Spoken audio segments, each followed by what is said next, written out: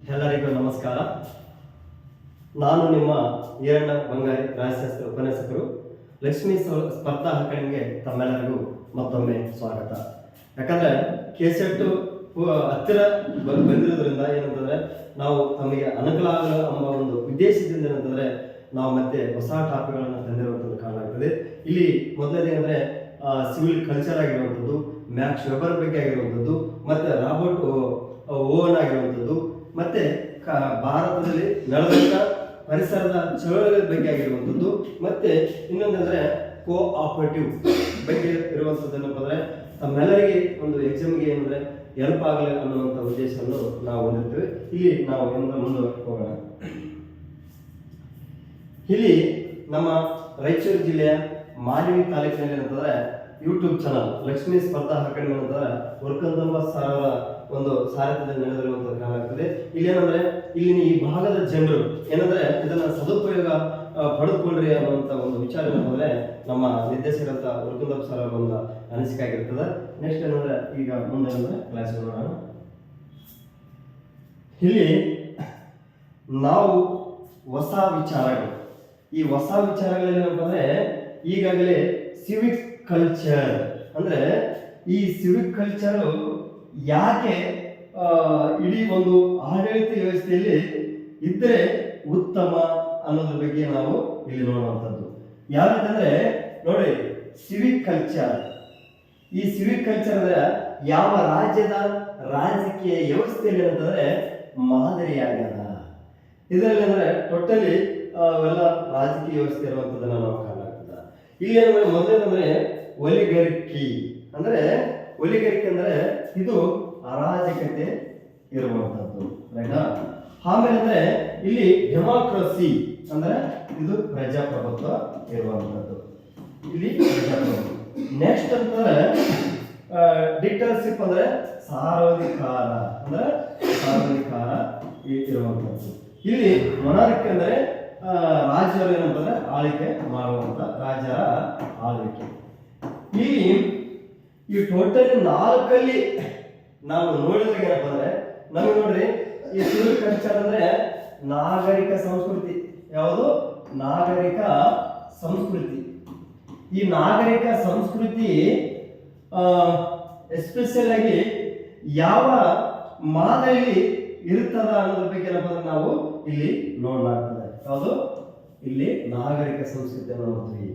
ಒಲಿಗರಿಕಿ ಅಂದ್ರೆ ಇಲ್ಲಿ ಅಂದ್ರೆ ನಾಗರಿಕ ಸಂಸ್ಕೃತಿ ಇರ್ತದ ಇರಲ್ಲ. ಯಾಕಂದ್ರೆ ಇಲ್ಲಿ ಅರಾಜಕತೆ ಅಂದ್ರೆ ಸರ್ಕಾರ ಇಲ್ಲದ ಸ್ಥಿತಿ. ಅಲ್ಲೇನಂದ್ರೆ ಹೇಳೋರು ಕೇಳೋರು ಇಲ್ಲದೆ ಇರುವಂತದ್ದನ್ನು ಕಾಣ್ತೀವಿ ನಾವು. ಅಂದ್ರೆ ನೋಡ್ರಿ, ಈಗಾಗಲೇ ನಿಸರ್ಗದಲ್ಲಿ ನಾವು ಹೋದಂತ ನಿಸರ್ಗಕ್ಕೆ ಥಾಮಸ್ ಆಲ್ವಾ ಆಗಿರ್ಬೋದು, ಜಾನ್ ಲಾಕ್ ಆಗಿರ್ಬೋದು, ಅಲ್ಲೆಲ್ಲ ನೋಡಿಲ್ಲ ಅಲ್ಲಿರುವಂತಹ ಒಂದು ಸನ್ನಿವೇಶ. ಇಲ್ಲಿ ಏನಂದ್ರೆ ಯಾವುದೇ ರೀತಿಯಾದಂತ ಕಲ್ಚರ್ ಅವಶ್ಯಕತೆ ಇರೋದಿಲ್ಲ. ನೆಕ್ಸ್ಟ್ ಅಂದ್ರೆ ಇದು ಡಿಕ್ಟರ್ಶಿಪ್ ಅಂದ್ರೆ ಸಾರ್ವಾಧಿಕಾರಿಗಳು. ಇಲ್ಲಿ ಅಂದ್ರೆ ಹಿಟ್ಲರ್ ಆಗಿರ್ಬೋದು ಮತ್ತು ಮುಸೋಲಿನಿ ಇಲ್ಲಿ ಅಂದ್ರೆ ಆಲ್ಮೋಸ್ಟ್ ಆಲ್ ವ್ಯಕ್ತಿಗಳಿಗೆ ಯಾವುದೇ ರೀತಿಯಲ್ಲಿ ಸ್ವಾತಂತ್ರ್ಯ ಇರಲ್ಲ, ವ್ಯಕ್ತಿತ್ವ ವಿಕಾಸಕ್ಕೆ ಇರಲ್ಲ. ಇವರು ಏನ್ ಮಾಡ್ತಾರ, ಇಡೀ ಪ್ರಜೆಗಳೇನಪ್ಪ ಅಂದ್ರೆ ಇವರು ಹೇಳ್ದಂಗೆ ಕೇಳಬೇಕು. ಇಲ್ಲಂತಂದ್ರೆ ಅಂತ ವ್ಯಕ್ತಿಗಳಂದ್ರೆ ಇವರ ವಿರುದ್ಧವಾಗಿ ಪ್ರಜೆಗಳು ಏನಾರ ಪಿತೂರಿ ಮಾಡಿದ್ದಾರೆ ಗೊತ್ತಾದ್ರೆ ಆ ವ್ಯಕ್ತಿಗಳೇನಪ್ಪ ಅಂದ್ರೆ ಫಿನಿಶ್ ಮಾಡುವಂತ ಒಂದು ವಿಚಾರ ಇರ್ತದೆ. ಇಲ್ಲಿ ಯಾವುದೇ ರೀತಿಯಲ್ಲಿ ಸ್ವಾತಂತ್ರ್ಯ ಇಲ್ಲ, ಸಮಾನತೆ ಇಲ್ಲ, ಮಾನವ ಮೌಲ್ಯಗಳಿಗೆ ಬೆಲೆನೇ ಇಲ್ಲ. ಇದು ಇದರಲ್ಲಿ ಬರೋದಿಲ್ಲ. ಆಮೇಲೆ ಮೊನಾರ್ಕಿ ಅಂದ್ರೆ ರಾಜನ ಆಳ್ವಿಕೆ.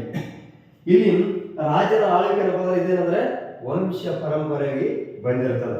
ಬಟ್ ಏನಂದ್ರೆ ವಂಶ ಪರಂಪರೆ ಬಂದಂತ ಸಂದರ್ಭದಲ್ಲಿ ಅಂದ್ರೆ ಇಲ್ಲಿ ಆಲ್ಮೋಸ್ಟ್ ಅಂದ್ರೆ ಪ್ರಜೆಗಳಿಗೆ ಬೇಕಂದ್ರೆ ಕೆಲವರು ರಾಜರು ಏನಪ್ಪ ಅಂದ್ರೆ ಒಳ್ಳೆಯ ರಾಜ್ಯ ಇರ್ತಾರೆ. ಅಂದ್ರೆ ನಾವು ಆಲ್ಮೋಸ್ಟ್ ಏನಂದ್ರೆ ನಾವು ಇತಿಹಾಸಕ್ಕೆ ಹೋದಾಗ ಅಶೋಕ ಮಹಾರಾಜ ಇದನ್ನಲ್ಲ, ಆ ವ್ಯಕ್ತಿ ಏನಪ್ಪ ಅಂದ್ರೆ ಇಡೀ ಪ್ರಜೆಗಳನ್ನು ತನ್ನ ಮಕ್ಕಳಂತೆ ಭಾವಿಸಿರುವಂಥದ್ದು ಒಂದು ರೀತಿಯಾದಂಥ ಜನರಲ್ಲಿ ಏನಂದ್ರೆ ಅವರಲ್ಲಿ ಕನೆಕ್ಟಿವಿಟಿಯನ್ನು ನಾವು ಕಾಣ್ತೀವಿ. ಬಟ್ ಏನಂದ್ರೆ ಇದೆಲ್ಲದಕ್ಕಿಂತ ಹೆಚ್ಚಿನ ಮಟ್ಟದಲ್ಲಿ ಈ ಯಾವುದಂದ್ರೆ ಸಿವಿಕ್ ಕಲ್ಚರ್, ನಾಗರಿಕ ಸಂಸ್ಕೃತಿ ನಾವು ಎಲ್ಲಿ ಕಾಣ್ತೀವಿ ಅಂತಂದ್ರೆ ಡೆಮಾಕ್ರಸಿಯಲ್ಲಿ ಕಾಣ್ತೀವಿ. ಯಾಕಂದ್ರೆ ಒಂದು ಈ ಡೆಮಾಕ್ರಸಿ ಇದೆಲ್ಲ ಇಡೀ ಸಂವಿಧಾನದಲ್ಲಿ, ಅಂದ್ರೆ ಈ ಡೆಮಾಕ್ರಸಿ ಅಂದ್ರೆ ನಮ್ಮ ದೇಶ ಏನಪ್ಪ ಅಂದ್ರೆ ಇಡೀ ಬೃಹತ್ ಪ್ರಜಾಸತ್ತಾತ್ಮಕ ದೇಶಗಳಲ್ಲಿ ನಮ್ಮ ಭಾರತ ದೇಶ ಏನಪ್ಪ ಅಂದ್ರೆ ಪ್ರಜಾಪ್ರಭುತ್ವವನ್ನು ಹೊಂದಿರುವಂತಹ ದೇಶ. ಇಲ್ಲಿ ಒಂದು ಸರ್ಕಾರವು ವ್ಯವಸ್ಥಿತವಾಗಿ ಹೋಗ್ಬೇಕಾಗಿದ್ರೆ ಸಂವಿಧಾನ ಇದ್ದರೆ ಸಾಲದು.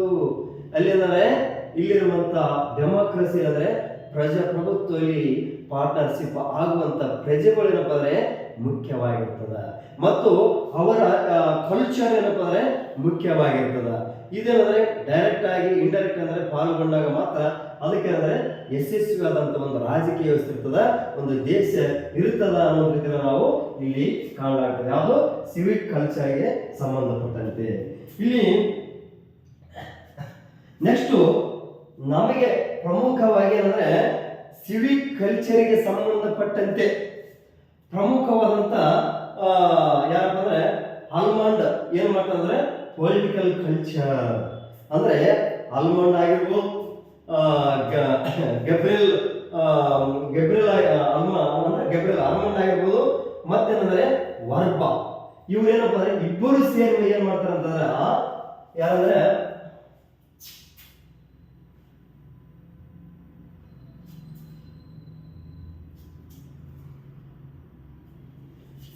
ಇಲ್ಲಿ ವರ್ಬಾ ಇವುಗಳ ಅಷ್ಟು ಕಾಣೋದು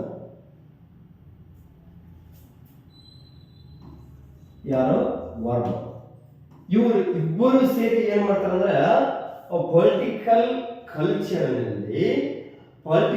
ಕಲ್ಚರ್ನಲ್ಲಿ ಏನ್ ಮಾಡ್ತಾರೆ ಒಂದು ಕೃತಿಯನ್ನು ಬರೀತಾರೆ. ಯಾವ್ದಂದ್ರೆ ಯಾವುದು ಕಲ್ಚರ್ ಬಗ್ಗೆ ಏನಂತಂದ್ರೆ ಇವರು ಕೃತಿಗಳನ್ನು ಬರೀತಾರೆ. ಅಂದ್ರೆ ಯಾವ್ದಂತಂದ್ರೆ ಕೃತಿಗೆ ಸಂಬಂಧಪಟ್ಟಂತೆ ಇಲ್ಲಿ ಟೋಟಲಿ ಅಂದ್ರೆ ಪೊಲಿಟಿಕಲ್ ಕಲ್ಚರ್ ನಲ್ಲಿ ಏನಂದ್ರೆ 3 ಟೈಪ್ಸ್ ಅನ್ನು ನಾವು ಕಾಣಲಾಗ್ತದೆ. ಯಾವ್ದಂತಂದ್ರೆ ಪರೋಚಿಯಲ್ ಪೊಲಿಟಿಕಲ್ ಕಲ್ಚರ್, ಮತ್ತೆ ಇನ್ನೊಂದಂದ್ರೆ ಸಬ್ಜೆಕ್ಟ್ ಪೊಲಿಟಿಕಲ್ ಕಲ್ಚರ್, ಆಮೇಲೆ ಪಾರ್ಟಿಸಿಪೇಟ್ ಪೊಲಿಟಿಕಲ್ ಕಲ್ಚರ್ ಅಂತ ಹೇಳುವಂಥದ್ದು. ಇಲ್ಲಿ ಪ್ರತಿಯೊಂದಂದ್ರೆ ನಾಗರಿಕ ಸಂಸ್ಕೃತಿಯಲ್ಲಿ ಅಂದ್ರೆ ಸಿವಿಲೈಸೇಷನ್ ಕಲ್ಚರ್ ಅಂದ್ರೆ ಈ 3 ನಾವು ಕಾಣಲಾಗ್ತೇವೆ. ನೋಡಿ, ಈ ಪೊಲಿಟಿಕಲ್ ಕಲ್ಚರ್ ಇದೆಲ್ಲ, ಇದರಲ್ಲಿ ನಾವೇನಂತಂದ್ರೆ ಇಲ್ಲಿರುವಂತ ಜನರು ಅಂದ್ರೆ ಇವೇನಂದ್ರೆ ಅರಿವು ಅಂತ ನೋಡ್ತೀವಿ. ಅಂದ್ರೆ ಅರಿವು ಅಂತಂದ್ರೆ ಅವೇರ್ನೆಸ್ ಅಂದ್ರೆ ಇವರು ರಾಜಕೀಯದ ಬಗ್ಗೆ ಏನಪ್ಪ ಅಂದ್ರೆ ಇವರಿಗೆ ಯಾವುದೇ ರೀತಿಯಲ್ಲಿ ಏನಪ್ಪ ಅಂದ್ರೆ ತಿಳುವಳಿಕೆ ಇರೋದಿಲ್ಲ. ಇದು ನಾವು ಇಲ್ಲಿ ಕಾಣ್ತಪ್ಪ ಅಂತಂದ್ರೆ ಈ ಪರೋಚಲ್ಲಿರುವಂತ ಪೊಲಿಟಿಕಲ್ ಕಲ್ಚರ್ ನಾವು ಇಲ್ಲಿ ಕಾಣ್ತಂದ್ರೆ ಯಾವ್ದಂದ್ರೆ ದಕ್ಷಿಣ ಆಫ್ರಿಕಾದ ಬುಡಕಟ್ಟುಗಳಲ್ಲಿ ನಾವು ಕಾಣ್ತೀವಿ. ಅದೇ ರೀತಿ ಏನಪ್ಪ ಅಂದ್ರೆ ಪಪಾವ ನ್ಯೂಗಿನಿ, ಇಲ್ಲಿ ಪಪಾವ ನ್ಯೂಗಿನಿಯಲ್ಲಿ ಏನಂದ್ರೆ ನಾವು ಇದನ್ನ ಪೆರಚಲ್ ಸಂಸ್ಕೃತಿಯನ್ನ ಕಾಣ್ತೀವಿ. ಅದೇ ರೀತಿ ಅಂದ್ರೆ ಪ್ರಾಚೀನ ಭಾರತದಲ್ಲಿ ಅಂದ್ರೆ ಪ್ರಾಚೀನ ಗ್ರಾಮದಲ್ಲಿ ಏನಂದ್ರೆ ಇದು ಪೆರಚಲ್ ಸಂಸ್ಕೃತಿಯನ್ನು ಕಾಣ್ತೀವಿ. ಒಟ್ಟೇನಪ್ಪ ಅಂದ್ರೆ ಇವ್ರಿಗೆ ಯಾವುದೇ ರೀತಿಯಾದಂತ ರಾಜಕೀಯದ ಬಗ್ಗೆ ಅರಿವು ಇರುವುದಿಲ್ಲ. ಮತ್ತೆ ಇನ್ನೊಂದಂದ್ರೆ ಇದರಲ್ಲಿ ಇದಂದ್ರೆ ಗೊತ್ತಾಯ್ತು. ಎಕ್ಸಾಂಪಲ್ ಅಂದ್ರೆ ದಕ್ಷಿಣ ಆಫ್ರಿಕಾದ ಬುಡಕಟ್ಟಾಗಿರುವಂಥದ್ದು, ಪಾಪು ನ್ಯೂಗಿನಿ ಆಗಿರುವಂಥದ್ದು ಪ್ರಾಚೀನ ಗ್ರಾಮದಲ್ಲಿ ಅಂದ್ರೆ ಇದು ಕಂಡು ಬರ್ತದೆ ಅಂತ ಹೇಳ್ಬೋದು.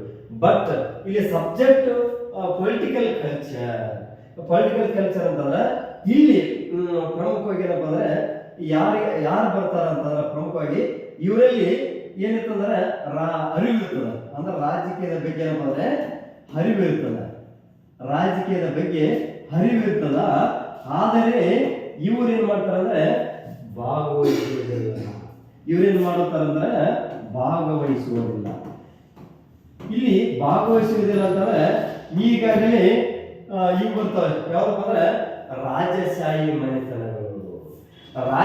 ಮನೆತನಗಳಂತಂದ್ರೆ ಈಗಾಗಲೇ ಇವು ಬರ್ತವೆ. ಯಾವಪ್ಪ ಅಂದ್ರೆ ಒಮಾನ್ ಆಗಿರುವಂಥದ್ದು ಮತ್ತು ಸೌದಿ ಅರೇಬಿಯಾ ಆಗಿರುವಂಥದ್ದು, ಇಲ್ಲಿ ಮತ್ತೇನಂದ್ರೆ ಮೆಕ್ಸಿಕೋ ಆಗಿರುವಂಥದ್ದು. ಇವರೆಲ್ಲ ದೇಶಗಳಲ್ಲಿ ಬಂದ್ರೆ ಅಲ್ಲಿ ಏನ್ ಮಾಡ್ತಾರೆ, ಅಲ್ಲಿನ ರಾಜರು ಏನ್ ಮಾಡ್ತಾರೆ ತಮ್ಮದಾದಂತ ರೀತಿಯಲ್ಲಿ ಆಡಳಿತವನ್ನು ಮಾಡ್ಕೊಂಡು ಹೋಗ್ತಾರೆ. ಬಟ್ ಏನಂದ್ರೆ ಇಲ್ಲಿ ಇವರಿಗೆ ಯಾವುದೇ ರೀತಿಯಲ್ಲಿ ಏನಂದ್ರೆ ಅಲ್ಲಿ ಒಂದು ಕಾಳಜಿ ಇಲ್ಲದೆ ಇರುವಂತದ್ದು ನಾವು ಕಾಣ್ತೇವೆ. ಯಾಕಂದ್ರೆ ಇಲ್ಲಿ ಇದು ಸಬ್ಜೆಕ್ಟ್ ಅಲ್ಲಿ ಬರ್ತದೆ. ಈ ಪಾರ್ಟಿಸಿಪೇಟ್ ಅಂತಂದ್ರೆ ಇಲ್ಲಿ ಅಂದ್ರೆ ಇಂದಿನ ಆಧುನಿಕ ಸ್ಥಿತಿ ಇದು ಅಂದ್ರೆ ಇಂದಿನ ಆಧುನಿಕ ಸ್ಥಿತಿಯನ್ನು ನಾವು ಕಾಣ್ತೀವಿ. ಈ ಆಧುನಿಕ ಸ್ಥಿತಿ ಅಂತಂದ್ರೆ ಎಲ್ಲಾ ಅಂದ್ರೆ ರಾಜಕೀಯದಲ್ಲಿ ಏನ್ ಮಾಡ್ತಾರೆ, ಇವರು ಪಾಲ್ಗೊಳ್ತಾರೆ. ಅಂದ್ರೆ ರಾಜಕೀಯದಲ್ಲಿ ಪಾಲ್ಗೊಳ್ಳುವಂಥದ್ದು. ಮತ್ತೆ ಇಲ್ಲಿ ರಾಜಕೀಯದ ಜೊತೆಗೆ ಏನಪ್ಪ ಅಂದ್ರೆ ಮತದಾನವನ್ನು ಮಾಡ್ತಾರ, ಅಂದ್ರೆ ಮತದಾನ ಮಾಡ್ತಾರ. ಆಮೇಲೆ ಸಂಘಟನೆಗಳಲ್ಲಿ ಏನ್ ಮಾಡ್ತಾರ, ಭಾಗಿಯಾಗ್ತಾರೆ. ಮತ್ತೆ ಕಾನೂನು ನಿಯಮಗಳನ್ನಾಗಿರುವಂಥದ್ದು ನಿರ್ಧಾರವನ್ನು ತೆಗೆದುಕೊಳ್ಳುವಂತ ಒಂದು ವಿಚಾರಗಳಿಗೆ ಏನಪ್ಪ ಅಂದ್ರೆ ಇವರೇನಂದ್ರೆ ಆಸಕ್ತಿಯನ್ನು ಹೊಂದಿರುವಂತ ವ್ಯಕ್ತಿಗಳಾಗಿರ್ತಾರೆ. ಇವೆಲ್ಲ ಅಂದ್ರೆ ಪಾರ್ಚಲ್ ಸಬ್ಜೆಕ್ಟ್ ಪಾರ್ಟಿಸಿಪೆಂಟ್ ಇವೆಲ್ಲವೂ ಸೇರಿ ಏನಾಗಿದೆ ಅಂದ್ರೆ ಇವೆಲ್ಲ ಅಂದ್ರೆ parochial political culture and subject political culture and participant culture ಇವೆಲ್ಲವೂ ಸೇರಿ ಏನಾಗಿದೆ ಸಿವಿಕ್ ಕಲ್ಚರ್ ಆಗಿದೆ. ಯಾವುದು ಸಿವಿಕ್ ಕಲ್ಚರ್ ಆಗಿದೆ. ಈ ಸಿವಿಕ್ ಕಲ್ಚರ್ ಇದಲ್ಲ, ಈ ಇದರಲ್ಲಿ ಏನಪ್ಪ ಅಂದ್ರೆ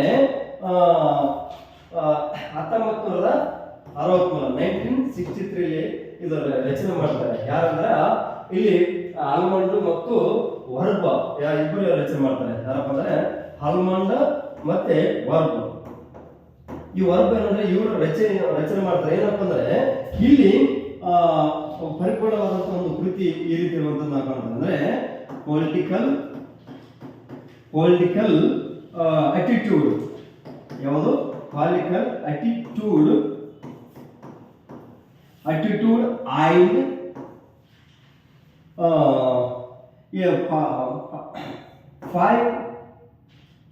ಫೈವ್ ನೇಷನ್ಸ್.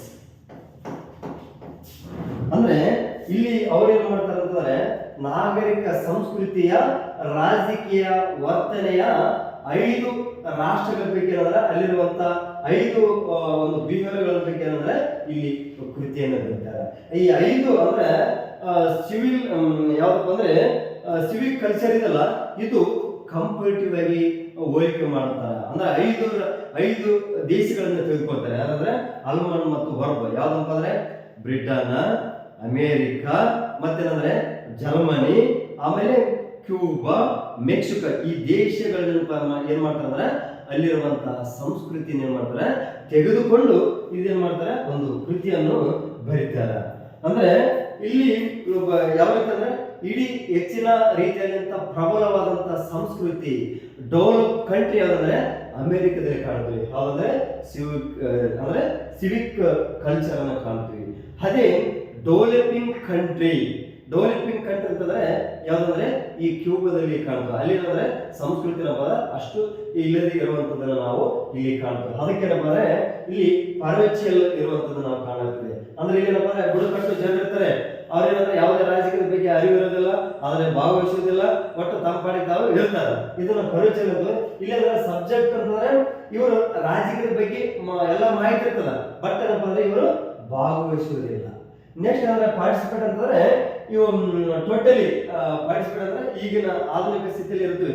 ಅದೇ ನೋಡ್ರಿ ಪಾರ್ಟಿಸಿಪೇಟ್ ಅಂದ್ರೆ ಗ್ರಾಮ ಪಂಚಾಯತಿಗಳ ಎಲೆಕ್ಷನ್ ಬಂದ್ಬಿಟ್ರೆ ಇಡೀ ಎಲ್ಲಿದ್ದವರು ಬಂದ್ಬಿಡ್ತಾರೆ, ಎಲ್ಲಿದ್ದವರು ರಿಲೇಷನ್ ಆಗುವಂಥದ್ದು ನಾವು ಕಾಣ್ತೀವಿ. ಇದೇನಂದ್ರೆ ಪಾರ್ಟಿಸಿಪೇಟ್ ಇರುವಂಥದ್ದು. ಇವೆಲ್ಲ ನೋಡ್ರಿ ಇವೆಲ್ಲವೂ ಸೇರಿ ಏನಾಗಿದೆ ಸಿವಿಕ್ ಕಲ್ಚರ್ ಆಗಿರುವಂಥದ್ದು ಕಾಣ್ತೀವಿ. ಬಟ್ ಈಗೊಂದು ನಮ್ಮಲ್ಲಿ ಏನಂದ್ರೆ ನಮ್ಮಲ್ಲಿ ಅಂದ್ರೆ ನಮ್ಮ ಭಾರತದಲ್ಲಿ ಪಾರ್ವೆಚಿಯಲ್ ಪ್ಲಸ್ ಪಾರ್ಟಿಸಿಪೇಟ್ ಇರುವಂತ ಒಂದು ಸಮ್ಮಿಶ್ರ ಕಲ್ಚರ್ ಇರುವಂತದನ್ನ ನಾವು ಕಾಣ್ತೀವಿ. ಇದು ಪಾರ್ವೆಚಿಯಲ್ ಅಂದ್ರೆ ಈಗಾಗಲೇ ಗ್ರಾಮ ಮಟ್ಟದಲ್ಲಿ ಕಾಣ್ತೀವಿ. ಅದೇ ಪಾರ್ಟಿಸಿಪೇಟ್ ಅಂತಂದ್ರೆ ಸಿಟಿಯಲ್ಲಿ ನಾವು ಕಾಣುವಂಥದ್ದು ಈ ರೀತಿಯಿಂದ ಇಲ್ಲಿರುವಂತ ಒಂದು ನೈಜವಾದಂತಹ ಒಂದು ಚಿತ್ರಣವನ್ನು ಬಂದ್ರೆ ಆಲ್ಮಂಡ್ ಮತ್ತು ವರ್ಬರು ಬರೆದಿರುವಂತದನ್ನು ನಾವು ಕಾಣಲಾಗ್ತದೆ. ಒಟ್ಟಂದ್ರೆ ಇದು ಹಿಂದಿನ ಸ್ಥಿತಿ, ಇದು ಮಧ್ಯಕಾಲ, ಇದು ಪೂರ್ತಿ ಅಂದ್ರೆ ಬುಡಕಟ್ಟಿಗೆ ಸಂಬಂಧಪಟ್ಟಂತೆ ನಾವು ನೋಡ್ತೀವಿ. ಇಲ್ಲಿ ನೋಡ್ರಿ ಮುಂದಿನ ನಾವು ಸ್ಲೈಡ್ ನೋಡ್ತೀವಿ. ಈ ಮುಂದಿನ ಸ್ಲೈಡ್ಗಳಲ್ಲಿ ನೋಡಿದಾಗ ಏನಪ್ಪ ಅಂದ್ರೆ ಇಲ್ಲಿ ಬರ್ತದೆ ನೋಡಿ ಪಾರ್ವೆಚಿಯಲ್ ಪೊಲಿಟಿಕಲ್ ಕಲ್ಚರ್. ಓಕೆ, ಇವರೇನಪ್ಪ ಅಂದ್ರೆ ಬುಡಕಟ್ಟು ಜನರು. ಯಾಕಂದ್ರೆ ಈ ಬುಡಕಟ್ಟು ಜನರಪ್ಪ ಅಂದ್ರೆ ಯಾವುದೇ ರೀತಿ ಅಂದ್ರೆ ತಮ್ಮದೇ ಆದಂತ ಸಂಸ್ಕೃತಿಯನ್ನ ಬೆಳೆಸ್ಕೊಂಡಿರ್ತಾರೆ. ಬಟ್ ಇವ್ರು ಏನ್ ಮಾಡ್ತಾರೆ ಅಂದ್ರೆ ರಾಜಕೀಯದ ಬಗ್ಗೆ ಪರಿಜ್ಞಾನನೇ ಇರಲ್ಲ. ತಮ್ಮ ಪಾಡಿಗೆ ತಾವು ಇರುವಂತದನ್ನ ಕಾಣಲಾಗ್ತದೆ. ಇವರ ಮೇನ್ ಇರುವಂತ ಒಂದು ಓರಿಯಂಟೇಷನ್ ಅಂದ್ರೆ ಅವರ ಒಂದು ದೃಷ್ಟಿಕೋನ ಏನಂದ್ರೆ ಯಾರ ಮೇಲೆ ಅವಲಂಬಿತರಾಗಿರ್ತಾರೆ ಅಂತಂದ್ರೆ ಅವರು ತಮ್ಮದೇ ಆದಂತ ಜನಾಂಗದ ನಾಯಕ ಇರ್ತಾರೆ. ಆ ನಾಯಕನ ಮೇಲೆ ಅಂದ್ರೆ ಇವರು ಅವಲಂಬನೆಯಾಗಿರುವಂತದನ್ನು ನಾವು ಕಾಣಲಾಗ್ತದೆ. ಮತ್ತು ಸಬ್ಜೆಕ್ಟ್ ಯಾವ್ದಪ್ಪ ಅಂದ್ರೆ ಸಬ್ಜೆಕ್ಟ್ ಅಲ್ಲಿ ಅವ್ರು ಏನ್ ಮಾಡ್ತಾರೆ ಅಂದ್ರೆ ಸರ್ಕಾರದ ಮೇಲೆ ಅವಲಂಬನೆ ಆಗಿರುವಂತದ್ದು ಕಾಣಲಾಗ್ತದೆ. ಆಮೇಲೆ ಪಾರ್ಟಿಸಿಪೇಟ್ ಇದೆಲ್ಲ ಅವ್ರು ಏನ್ ಮಾಡ್ತಾರೆ ಈಗಿನ ಆಧುನಿಕ ಯುಗದಲ್ಲಿ ಅಂದ್ರೆ ಸರ್ಕಾರಗಳಿರ್ತವೆ, ಅದರಲ್ಲಿ ಕಾನೂನುಗಳಾಗಿರ್ಬೋದು, ನೀತಿ ನಿಯಮಗಳಾಗಿರ್ಬೋದು, ಭಾಗಿಯಾಗಿರುವಂತದ್ದು ಎಲ್ಲವನ್ನು ಅವರಲ್ಲಿರುವಂತಹ ವಿಚಾರಗಳೇನಪ್ಪ ಸಂಘಟನಾ ಶಕ್ತಿ ವಿರೋಧ ಮಾಡುವಂತ ಶಕ್ತಿಯನ್ನು ನಾವು ಕಾಣ್ತೀವಿ. ಇದೇನಪ್ಪ ಅಂದ್ರೆ ಪರಚೇರಿಗೆ ಒಂದು ಉದಾಹರಣೆ ಅಂತಂದ್ರೆ ಬುಡಕಟ್ಟು ಟ್ರೈಬ್ ಜನರು ಬರ್ತಾರೆ ಅನ್ನುವಂಥದ್ದನ್ನ ನಾವು ಕಾಣ್ತೀವಿ. ನೆಕ್ಸ್ಟ್ ನೋಡ್ರಿ, ಇಲ್ಲಿ ಯಾವ್ದಂತಂದ್ರೆ ನೆಕ್ಸ್ಟ್ ಬರುವಂತದ್ದೇ ಸಬ್ಜೆಕ್ಟ್ ಅಂದ್ರೆ ಸಬ್ಜೆಕ್ಟ್ ಪೊಲಿಟಿಕಲ್ ಕಲ್ಚರ್ ಅಂದ್ರೆ ಅಧಿಕಾರಿಶಾಹಿ. ಅಧಿಕಾರಿಶಾಹಿಗಳಂತಂದ್ರೆ ಈಗಾಗಲೇ ಯಾವ್ದಂದ್ರೆ ಅಧಿಕಾರಿಶಾಹಿಗಳು ನಾವು ಕಾಣಲಾಗ್ತದೆ. ಯಾವಂದ್ರೆ ಸೌದಿ ಅರೇಬಿಯಾದಲ್ಲಿರುವಂತ ಅಲ್ಲಿ ಮನೆತನ ಇರುವಂತ ರಾಜರಾಗಿರುವಂಥದ್ದು, ಮತ್ತೆ ಅರಬ್ ಕಂಟ್ರಿಗಳಾಗಿರುವಂಥದ್ದು, ಒಮನ್ನಲ್ಲಿ ಆಗಿರುವಂಥದ್ದು, ಕ್ಯೂಬಾದಲ್ಲಿ ಆಗಿರುವಂಥದ್ದು, ಇವೆಲ್ಲ ಅಂದ್ರೆ ಅಧಿಕಾರಿಶಾಹಿ ಮನೆತನದಲ್ಲಿ ತಮ್ಮದಾದಂತ ರೀತಿಯಲ್ಲಿ ಇರ್ತಾರೆ. ಅದ್ರ ಜೊತೆಗೆ ಏನಪ್ಪ ಅಂದ್ರೆ ಇದು ಬರ್ತಂದ್ರೆ ಅಧಿಕಾರವನ್ನು ಇದ್ದಂತ ಸರ್ಕಾರಗಳು ಅಂದ್ರೆ ಉತ್ತರ ಕೊರಿಯಾ ಬರ್ತದ, ಚೀನಾ ಬರ್ತದ, ರಷ್ಯಾ ಬರ್ತದ. ಅಂದ್ರೆ ಇವರು ಏನಂದ್ರೆ ಅಧಿಕಾರವನ್ನು ಅನುಭವಿಸಿರುವಂತ ಒಂದು ಇಲ್ಲಿ ಕಾಣ್ತೀವಿ. ಇದೇನಪ್ಪ ಅಂದ್ರೆ ಸಬ್ಜೆಕ್ಟ್ ಪೊಲಿಟಿಕಲ್ ಕಲ್ಚರ್ ಅಲ್ಲಿ ಬರುವಂತದನ್ನು ನಾವು ಕಾಣ್ತೀವಿ. ನೆಕ್ಸ್ಟ್ ನೋಡ್ರಿ, ಪ್ರಮುಖವಾಗಿ ಏನಂದ್ರೆ ಇಲ್ಲಿ ಯಾವ್ದಂದ್ರೆ ಪಾರ್ಟಿಸಿಪೇಟ್ ಪೊಲಿಟಿಕಲ್ ಕಲ್ಚರ್ ಅಂತಂದ್ರೆ ಈಗಾಗಲೇ ಜನತಂತ್ರ ಡೆಮೋಕ್ರಸಿ ಇರುವಂತ ಒಂದು ದೇಶದಲ್ಲಿ ಕಾಣ್ತೀವಿ. ಈಗ ಅಂದ್ರೆ ಪ್ರಜಾಪ್ರಭುತ್ವ ಅಂತ ಇರುವಂತದ್ದು ಏನಂದ್ರೆ ಭಾರತ, ಅಮೆರಿಕ ಮತ್ತೇನಂದ್ರೆ ಬ್ರಿಟನ್ ಅಲ್ಲಿ ನಾವು ಕಾಣ್ತೀವಿ. ಇಲ್ಲಿ ಏನಂದ್ರೆ ಎಲ್ಲ ರೀತಿ ಅಂದ್ರೆ ಕಾನೂನುಗಳಾಗಿರುವಂಥದ್ದು, ಕಾಯ್ದೆಗಳಾಗಿರುವಂಥದ್ದು, ರೂಲ್ಸ್ ಅಂಡ್ ರೆಗ್ಯುಲೇಷನ್ಗಳಾಗಿರುವಂಥದ್ದು ಈ ಆಧುನಿಕ ಯುಗದಲ್ಲಿ ಏನಿರ್ತಾವಂತಂದ್ರೆ ಪ್ರತಿಯೊಬ್ಬರು ಅಂದ್ರೆ ಅಲ್ಲಿ ಭಾಗಿಯಾಗ್ತಾರೆ. ಸಂಘಟನೆಯಲ್ಲಿ ಸಂಘಟನೆ ಮಾಡ್ತಾರೆ, ಪ್ರತಿಭಟನೆಗಳನ್ನು ಮಾಡ್ತಾರೆ, ಮತ್ತೆ ಟೀಕೆಯನ್ನು ಮಾಡುವಂತ ಒಂದು ಈ ಪ್ರಜಾತಂತ್ರ ವ್ಯವಸ್ಥೆ ಇರ್ತದ. ಇಲ್ಲಿ ಎಲ್ಲಾ ರೀತಿಯಾದಂತ ವ್ಯಕ್ತಿಗಳಿರ್ತದ, ವ್ಯಕ್ತಿತ್ವ ವಿಕಾಸಕ್ಕೆ ಇರ್ತದ, ಸಮಾನತೆ ಇರ್ತದ, ಸ್ವಾತಂತ್ರ್ಯ ಇರ್ತದೆ. ಒಟ್ಟಿನಲ್ಲಿ ಅಂದ್ರೆ ಇದು ಆಧುನಿಕ ಯುಗಕ್ಕೆ ಸಂಬಂಧಪಟ್ಟಂತ ಇದು ಪಾರ್ಟಿಸಿಪೇಟ್ ಪೊಲಿಟಿಕಲ್ ಕಲ್ಚರ್ ಅನ್ನುವಂಥದ್ದನ್ನ ನಾವು ಇಲ್ಲಿ ಕಾಣ್ತೀವಿ. ನೋಡ್ರಿ, ಈ ರೀತಿ ಅಂದ್ರೆ ಒಂದು ಸಮಾಜ, ಒಂದು ರಾಜ್ಯ ಒಂದು ಉತ್ತಮ ರೀತಿ ಇರಬೇಕಂದ್ರೆ ಮೂರನ್ನು ಒಳಗೊಂಡು ಸಿವಿಲ್ ಕಲ್ಚರ್ ರಚನೆ ಆಗಿರುವಂತದನ್ನು ನಾವು ಇಲ್ಲಿ ಕಾಣ್ತೀವಿ. ನೆಕ್ಸ್ಟ್ ನೋಡಿದ್ರೆ, ನೆಕ್ಸ್ಟ್ ಯಾವ್ದಂದ್ರೆ ರಾಜಕೀಯ ಸಂಸ್ಕೃತಿಯ ಪ್ರತಿಪಾದಕರು. ಯಾರು?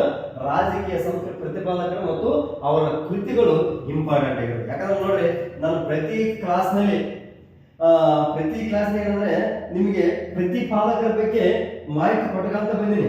ಯಾಕಂದ್ರೆ ನಿಮಗೆ ವರ್ತನವಾದ ಸಂಬಂಧಪಟ್ಟದಾಗಿರುವಂಥದ್ದು, ಟ್ರೆಡಿಷನಲ್ಗೆ ಸಂಬಂಧಪಟ್ಟದಾಗಿರ್ಬೋದು, ವುಮೆನಿಸಮ್ ಸಂಬಂಧಪಟ್ಟ ಎಲ್ಲಾ ರೀತಿಯಾದಂತ ನಿಮಗೆ ಕೊಡ್ತಾ ಅಂದ್ರೆ ಮಾಹಿತಿಯನ್ನು ಕೊಡ್ತೀವಿ. ಬಟ್ ಅಂದ್ರೆ ನೀವು ಅಬ್ಸರ್ವ್ ಮಾಡ್ತಾ ಇದ್ರೆ ನಿಮಗೆ ಏನಂದ್ರೆ ಎಕ್ಸಾಮ್ ನಲ್ಲಿ ನಿಮಗೆ ಒಳ್ಳೆ ಕಾಂಟೆಂಟ್ ನಮ್ಮ ಲಕ್ಷ್ಮೀ ಸ್ಪರ್ಧೆಯಿಂದ ಸಿಗೋದ್ರಿಂದ ನೀವಂದ್ರೆ ಎಲಿಜಿಬಲ್ ಆಗಲಿಕ್ಕೆ ಅವಕಾಶ ಇರ್ತದೆ. ಇಲ್ಲಿ ನೋಡ್ರಿ, ಯಾರು?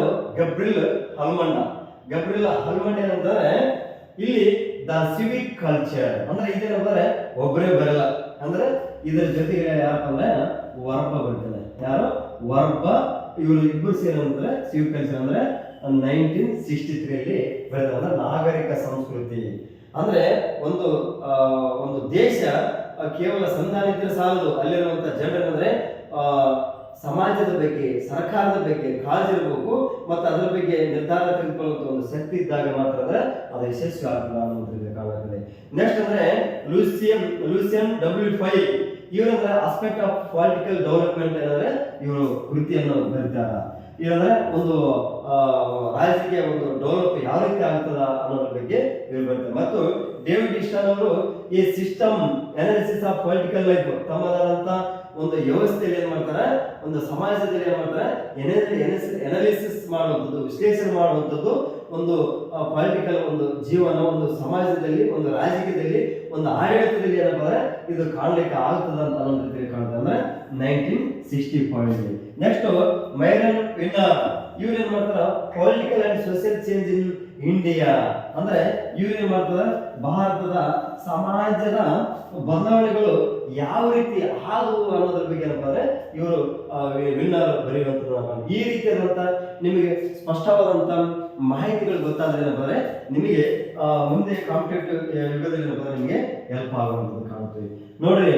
ಇಲ್ಲಿ ಅದೇ ರೀತಿ ಮತ್ತೆ ಮುಂದುವರೆದ ಬಗ್ಗೆ ರಾಜಕೀಯ ಸಂಸ್ಕೃತಿಯ ಪ್ರತಿಪಾದಕರಿಲ್ಲಂತ ರಾಬರ್ಟ್ ಎ ದಾಲ್.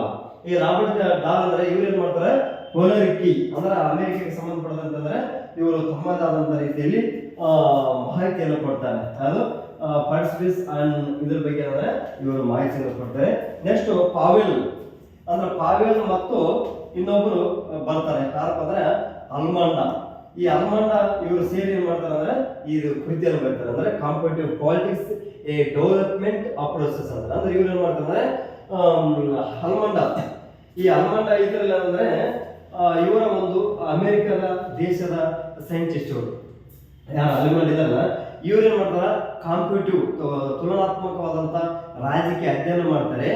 ಅದರ ಜೊತೆ ಏನಂದ್ರೆ ಸಿವಿಲ್ ಕಲ್ಚರ್ ಬಗ್ಗೆ ಮಾಹಿತಿಯನ್ನು ಕೊಡ್ತಾರೆ. ಮತ್ತೆ ಇನ್ನೊಬ್ರು ವರ್ಬೈದ್ರಲ್ಲ ಅವ್ರು ಏನಂದ್ರೆ ಸಿವಿಲ್ ಕಲ್ಚರ್ ಬಗ್ಗೆ ಮತ್ತು ಡೆಮೋಕ್ರಸಿ ಬಗ್ಗೆ ಏನಂದ್ರೆ ಅವರು ತಮ್ಮದಾದಂತ ವಿಚಾರಗಳನ್ನು ಕೊಡ್ತಾರೆ. ಈ ಕೃತಿಯನ್ನು ಪಾವೆಲ್ ಮತ್ತು ಅಲ್ಮಾಂಡ್ ಏನಂತಂದ್ರೆ ಕಾಂಪಿಟೇಟಿವ್ ಪಾಲಿಟಿಕ್ಸ್ ಅಂದ್ರೆ ರಾಜಕೀಯದ ತುಲನಾತ್ಮಕ ಹೋಲಿಕೆಯನ್ನು ಕೊಡ್ತಾರೆ. ಇದಂದ್ರೆ ಡೆವಲಪ್ಮೆಂಟ್ ಅಪ್ರೋಚಸ್ ಬಗ್ಗೆ ಅಂದ್ರೆ ಇಲ್ಲಿ ಮಾಹಿತಿಯನ್ನು ಕೊಡುವಂಥದ್ದನ್ನು ನಾವು ಕಾಣ್ತೇವೆ. ಒಟ್ಟಿನಲ್ಲಿ ಅಂತಂದ್ರೆ ಒಂದು ದೇಶದಲ್ಲಿ ಒಂದು ರಾಜಕೀಯ ವ್ಯವಸ್ಥೆ ಉತ್ತಮವಾಗಿರ್ಬೇಕಾದ್ರೆ ಅಲ್ಲಿರುವಂತಹ ಜನರು, ಅಲ್ಲಿರುವಂತಹ ಸಂಪ್ರದಾಯಗಳಾಗಿರ್ಬೋದು, ಸಂಸ್ಕೃತಿಗಳಾಗಿರ್ಬೋದು, ಅವರ ನಿರ್ಧಾರಗಳಾಗಿರ್ತಂದ್ರೆ ಇವೆಲ್ಲವೂ ಇರಬೇಕಾಗ್ತದ ಅನ್ನೋದ್ರಿಂದ ಕಾಣುತ್ತದೆ. ನೋಡ್ರಿ ನೆಕ್ಸ್ಟ್ ಏನಂದ್ರೆ ಪ್ರಮುಖವಾದಂತ ರೀತಿಯಲ್ಲಿ ನಿಮಗೆ ಅಧಿಕಾರಶಾಹಿದ ಬಗ್ಗೆ ಏನಂದ್ರೆ ಒಳ್ಳೆ ಮಾಹಿತಿ ಇರುವಂತದ್ದು ನಾವು ಕಾಣ್ತೀವಿ. ಯಾಕಂದ್ರೆ ಮ್ಯಾಕ್ಸ್ ವೆಬರ್ ಅಧಿಕಾರಶಾಹಿ ವರ್ಗದ ತಳದಿ ಏನಿತ್ತು ಅಂತ ಕೇಳ್ತಾರೆ. ಇದು ಇಂಪಾರ್ಟೆಂಟ್ ನಮ್ಗೆ ಏನಪ್ಪ ಅಂದ್ರೆ ಇವರು ಯಾರಪ್ಪ ಅಂದ್ರೆ ಮ್ಯಾಕ್ಸ್ ವೆಬರ್ ಒಂದು ಅಧಿಕಾರವನ್ನು ಅನುಭವಿಸಬೇಕಾಗಿದ್ರೆ ಇವರು ಯಾವ ತಳದಿ ಯಾವ ಮಾಡಲಲ್ಲಿ ಅಂದ್ರೆ ಅವರು ಅಧಿಕಾರಶಾಹಿಯನ್ನು ತಿಳಿದುಕೊಂಡ್ರು ಅನ್ನೋ ರೀತಿಯಲ್ಲಿ ಕಾಣಲಾಗುತ್ತದೆ. ಇಲ್ಲಿ ನೋಡಿ ಅವ್ರೇನಂದ್ರೆ ರಾಜಕೀಯದ ದೃಷ್ಟಿಕೋನ, ಪೊಲಿಟಿಕಲ್ ಅಪ್ರೋಚಸ್ ಅನ್ನ ಅಂದ್ರೆ ಸಾಮಾಜಿಕ ದೃಷ್ಟಿಕೋನ ಅಂದ್ರೆ ಸೋಷಿಯಲ್ ಅಪ್ರೋಚಸ್ ಬಗ್ಗೆ ಮತ್ತು ಆರ್ಥಿಕ ದೃಷ್ಟಿಕೋನ ಎಕನಾಮಿಕಲ್ ಅಪ್ರೋಚಸ್ ಬಗ್ಗೆ ಆಗಿರ್ಬೋದು, ಮತ್ತೆ ಸಾಂಸ್ಕೃತಿಕ ಕಲ್ಚರ್ ದೃಷ್ಟಿ ಇದರಲ್ಲಿ ಏನಪ್ಪ ಅಂದ್ರೆ ಅವರು ಯಾವುದ್ರ ಬಗ್ಗೆ ಅಂದ್ರೆ ಅಧಿಕಾರಶಾಹಿಯನ್ನು ಯಾವುದರಲ್ಲಿ ತಳದಿ ಮೇಲೆ ನಿರ್ಮಾಣ ಮಾಡಿರ್ತಾರೆ ಅಂತಂದ್ರೆ ಇಲ್ಲಿ ಈ ರೀತಿ 1, 2 ಸರಿ ಈ ರೀತಿ ಇದ್ದಂತ ಸಂದರ್ಭ ಅಂದ್ರೆ ನೇರವಾದಂತ ಆನ್ಸರಿಗೆ ಹೋಗೋಣ. ಇದಂದ್ರೆ 2 ಮಾತ್ರ ಸರಿ. ಯಾವುದು ಸಾಮಾಜಿಕ ದೃಷ್ಟಿಕೋನ. ಯಾಕಂದ್ರೆ ಯಾರು ಮ್ಯಾಕ್ಸ್ ವೆಬರ್ ಏನ್ ಮಾಡ್ತಾರೆ, ಇಡೀ ಒಂದು ಸಮಾಜದಲ್ಲಿ ಅಧಿಕಾರವು 3 ವ್ಯಕ್ತಿಗಳಲ್ಲಿ ಏನಂದ್ರೆ ಇರ್ತದ ಅಂತ ಹೇಳ್ತಾರೆ. 3 ವ್ಯಕ್ತಿಗಳಲ್ಲಿ ಏನಂದ್ರೆ ಒಂದನೇದು ಏನಂದ್ರೆ ಟ್ರೆಡಿಷನ್ ಅಂದ್ರೆ ಇಲ್ಲಿ ಪರಂಪರಾಗತವಾದಂತ ಪರಂಪರಾಗತವಾಗಿ ಬಂದಂತ ಯಾರಪ್ಪ ಅಂದ್ರೆ ರಾಜರು. ಯಾರು ಅಂದ್ರೆ ವಂಶ ಪರಂಪರೆಗೆ ಬಂದಂತ ಅಧಿಕಾರ ಯಾರಿರ್ತದ, ರಾಜರಲ್ಲಿ ಇರ್ತದ. ಆಮೇಲೆ ನೆಕ್ಸ್ಟ್ ಎರಡನೇನಪ್ಪ ಅಂದ್ರೆ ಕರೆಸ್ಮೆಟಿಕ್. ಈ ಕರೆಸ್ಮೆಟಿಕ್ ಇದಲ್ಲ, ಈ ಕರೆಸ್ಮೆಟಿಕ್ ಯಾರಿಗೆ ಸಂಬಂಧಪಡುತ್ತಂತಾರೆ, ಇವರು ಇಡೀ ಸಮಾಜದ ಬಗ್ಗೆ ಕಾಳಜಿ ಇರುವಂತ ವ್ಯಕ್ತಿಗಳಾಗಿರ್ತಾರೆ. ಇವರ ವ್ಯಕ್ತಿತ್ವ ಅಂದ್ರೆ ಅದ್ಭುತವಾಗಿರುವಂತದ್ದು ಕಾಣ್ತೀವಿ. ಆ ವ್ಯಕ್ತಿಗಳಲ್ಲಿ ಇರುವಂತ ವ್ಯಕ್ತಿತ್ವವನ್ನು ನೋಡಿ ಏನ್ ಮಾಡ್ತಾರೆ, ಒಂದು ಅಧಿಕಾರವನ್ನು ಅವರು ಇದೆ ಅನ್ನುವಂಥ ರೀತಿಯಲ್ಲಿ ಕಾಣ್ತೀವಿ. ಇದಕ್ಕೆ ಉದಾಹರಣೆ ಯಾರಪ್ಪ ಅಂದ್ರೆ ಕರೆಸ್ಮೆಟಿಕ್ ಸಂಬಂಧಪಟ್ಟ ಯಾರಂದ್ರೆ ಮಹಾತ್ಮ ಗಾಂಧಿ. ಮಹಾತ್ಮ ಗಾಂಧಿ ಅವರು ಮಾಡ್ತಾರೆ, ಇಲ್ಲಿ ಕರೆಸ್ಮೆಟಿಕ್ ಅಧಿಕಾರಕ್ಕೆ ಸಂಬಂಧ ಕೊಡ್ತಾರೆ. ಆಮೇಲೆ ಇದು ಬರ್ತದೆ ಯಾವ್ದಪ್ಪ ಅಂದ್ರೆ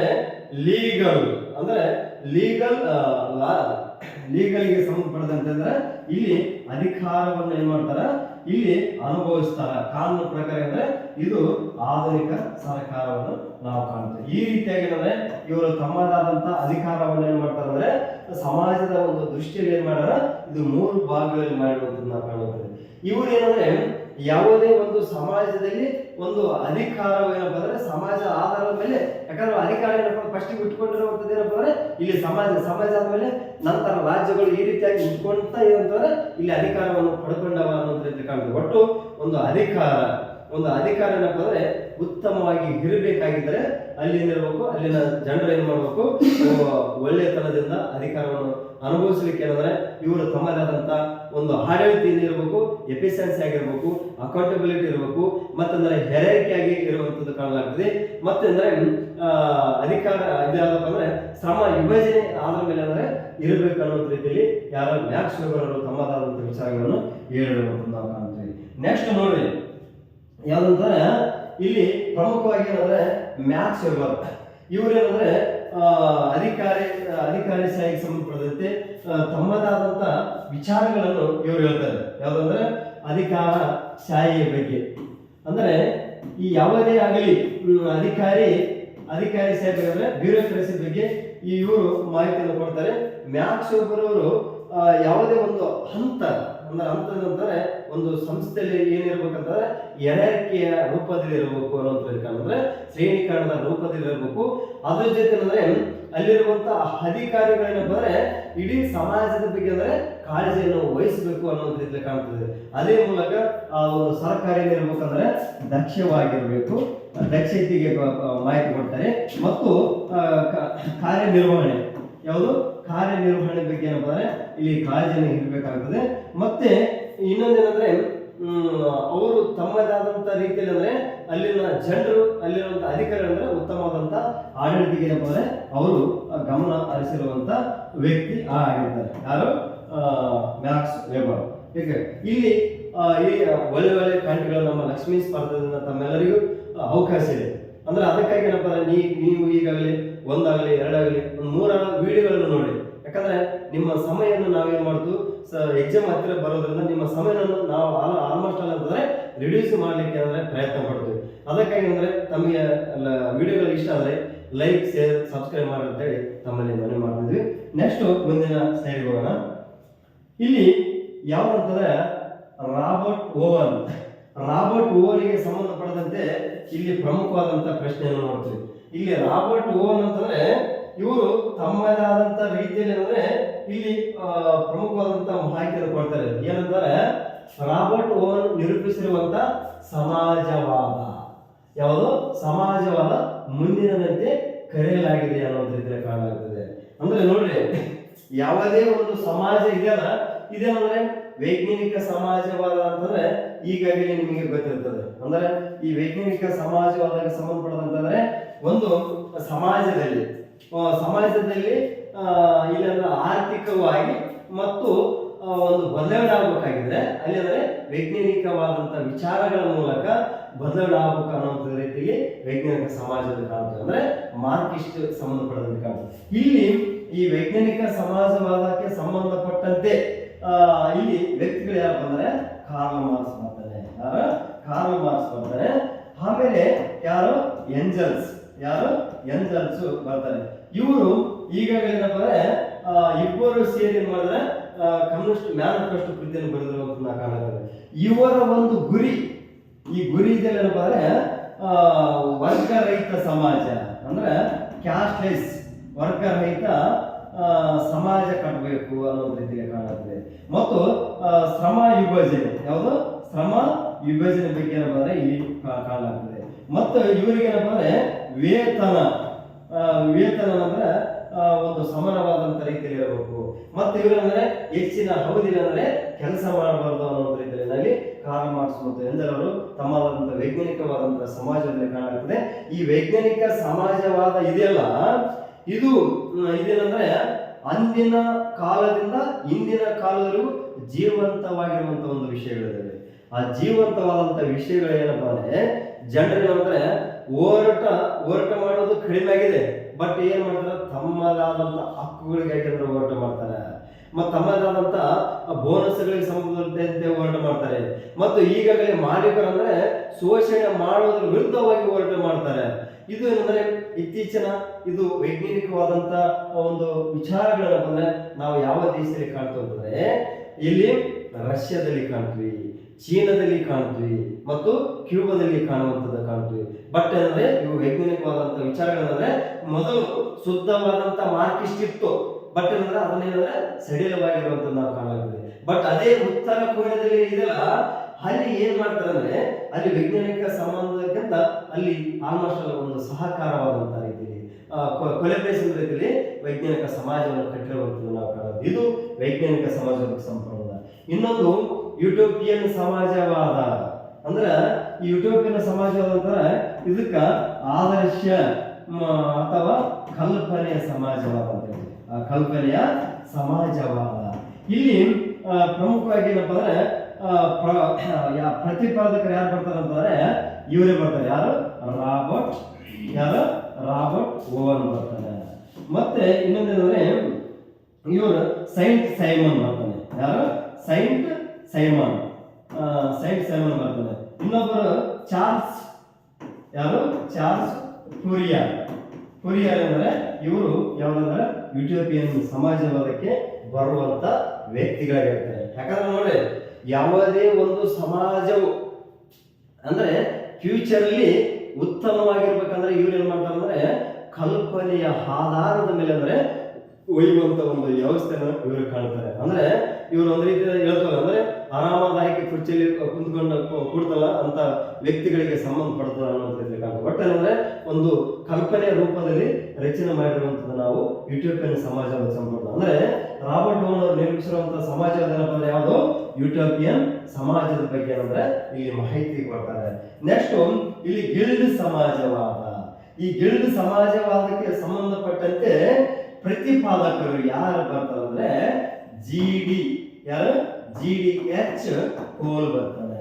ಇವ್ರು ಏನಂದ್ರೆ ಇವರು ಗಿಲ್ಡ್ ಸಮಾಜವಾದಕ್ಕೆ ಪ್ರತಿಪಾದಕ. ಅಂದ್ರೆ ಇಲ್ಲಿ ಗಿಲ್ಡ್ ಅಂತಾರೆ ಕಾರ್ಮಿಕ ಸಂಘಟನೆಗೆ. ಅಂದ್ರೆ ಕಾರ್ಮಿಕ ಸಂಘಟನೆಗೆ ನಾವು ಗಿಲ್ಡ್ ಅಂತೀವಿ. ಯಾವುದು? ಕಾರ್ಮಿಕ ಸಂಘಟನೆಗೆ ಅಂದ್ರೆ ಗಿಲ್ಡ್ ಅಂತೀವಿ. ಯಾವ್ದಂದ್ರೆ ಇಲ್ಲಿ ಉತ್ಪಾದನಾ ಅಂದ್ರೆ ಪ್ರಾಡಕ್ಟ್ ಮಾಡ್ತಿರ್ತಾರೆ. ಅಂದ್ರೆ ಕೈಗಾರಿಕೆಗಳು ಪ್ರಾಡಕ್ಟ್ ಮಾಡ್ತಲ್ಲ, ಉತ್ಪನ್ನಾಂಗಗಳನ್ನ ನಿಯಂತ್ರಿದ್ರೆ ಇವರು ಅದನ್ನ ನಿಯಂತ್ರಣವನ್ನು ತೆಗೆದುಕೊಳ್ಬೇಕು ಅನ್ನುವಂಥ ರೀತಿಯಲ್ಲಿ ನಾವು ಕಾಣ್ತೀವಿ. ಈ ರೀತಿ ಅಂದ್ರೆ ಇವರು ಆಲ್ಮೋಸ್ಟ್ ಅಂದ್ರೆ ಸರ್ಕಾರದ ನಿಯಂತ್ರಣಕ್ಕಿಂತ ಇವರ ನಿಯಂತ್ರಣದಲ್ಲಿ ಒಂದು ಸರ್ಕಾರ ಇರಬೇಕು, ಉತ್ಪನ್ನಾಂಗಗಳಿರ್ತಾವಲ್ಲ ಅವು ಇವರ ಅಧೀನದಲ್ಲಿ ಇರಬೇಕು ಅನ್ನುವಂಥ ರೀತಿಯಲ್ಲಿ ಇಲ್ಲಿ ಗಿಲ್ಡ್ ಸಮಾಜದಲ್ಲಿ ನಾವು ಕಾಣ್ತೀವಿ. ನೆಕ್ಸ್ಟ್ ಯಾವ್ದಂದ್ರೆ ಸಿಂಡಿಕಲಿಸಮ್. ಅಂದ್ರೆ ಸಿಂಡಿಕಲಿಸಮ್ ಅಂತಂದ್ರೆ ಇದು ಒಂದು ರೀತಿಯಾದಂತ ಅಂದ್ರೆ ಕ್ರಾಂತಿಕಾರಿಯಾದಂತ ಒಂದು ಹೋರಾಟವನ್ನು ಕಾಣ್ತೀವಿ.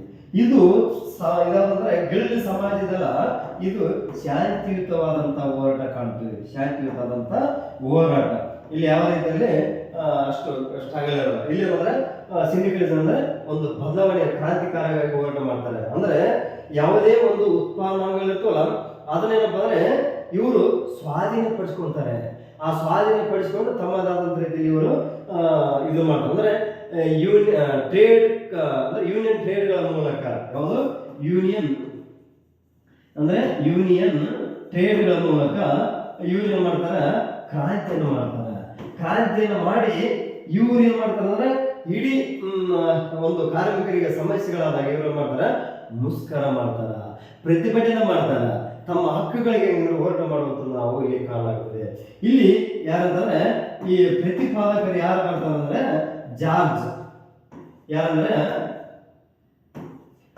ಸೋರಲ್ ಬರ್ತಾನೆ. ಯಾರು? ಜಾರ್ಜ್ ಸೋರಲ್ ಅಂದ್ರೆ ಸಿಂಡಿಕಲಿಸಮ್ಗೆ ಸಂಬಂಧ.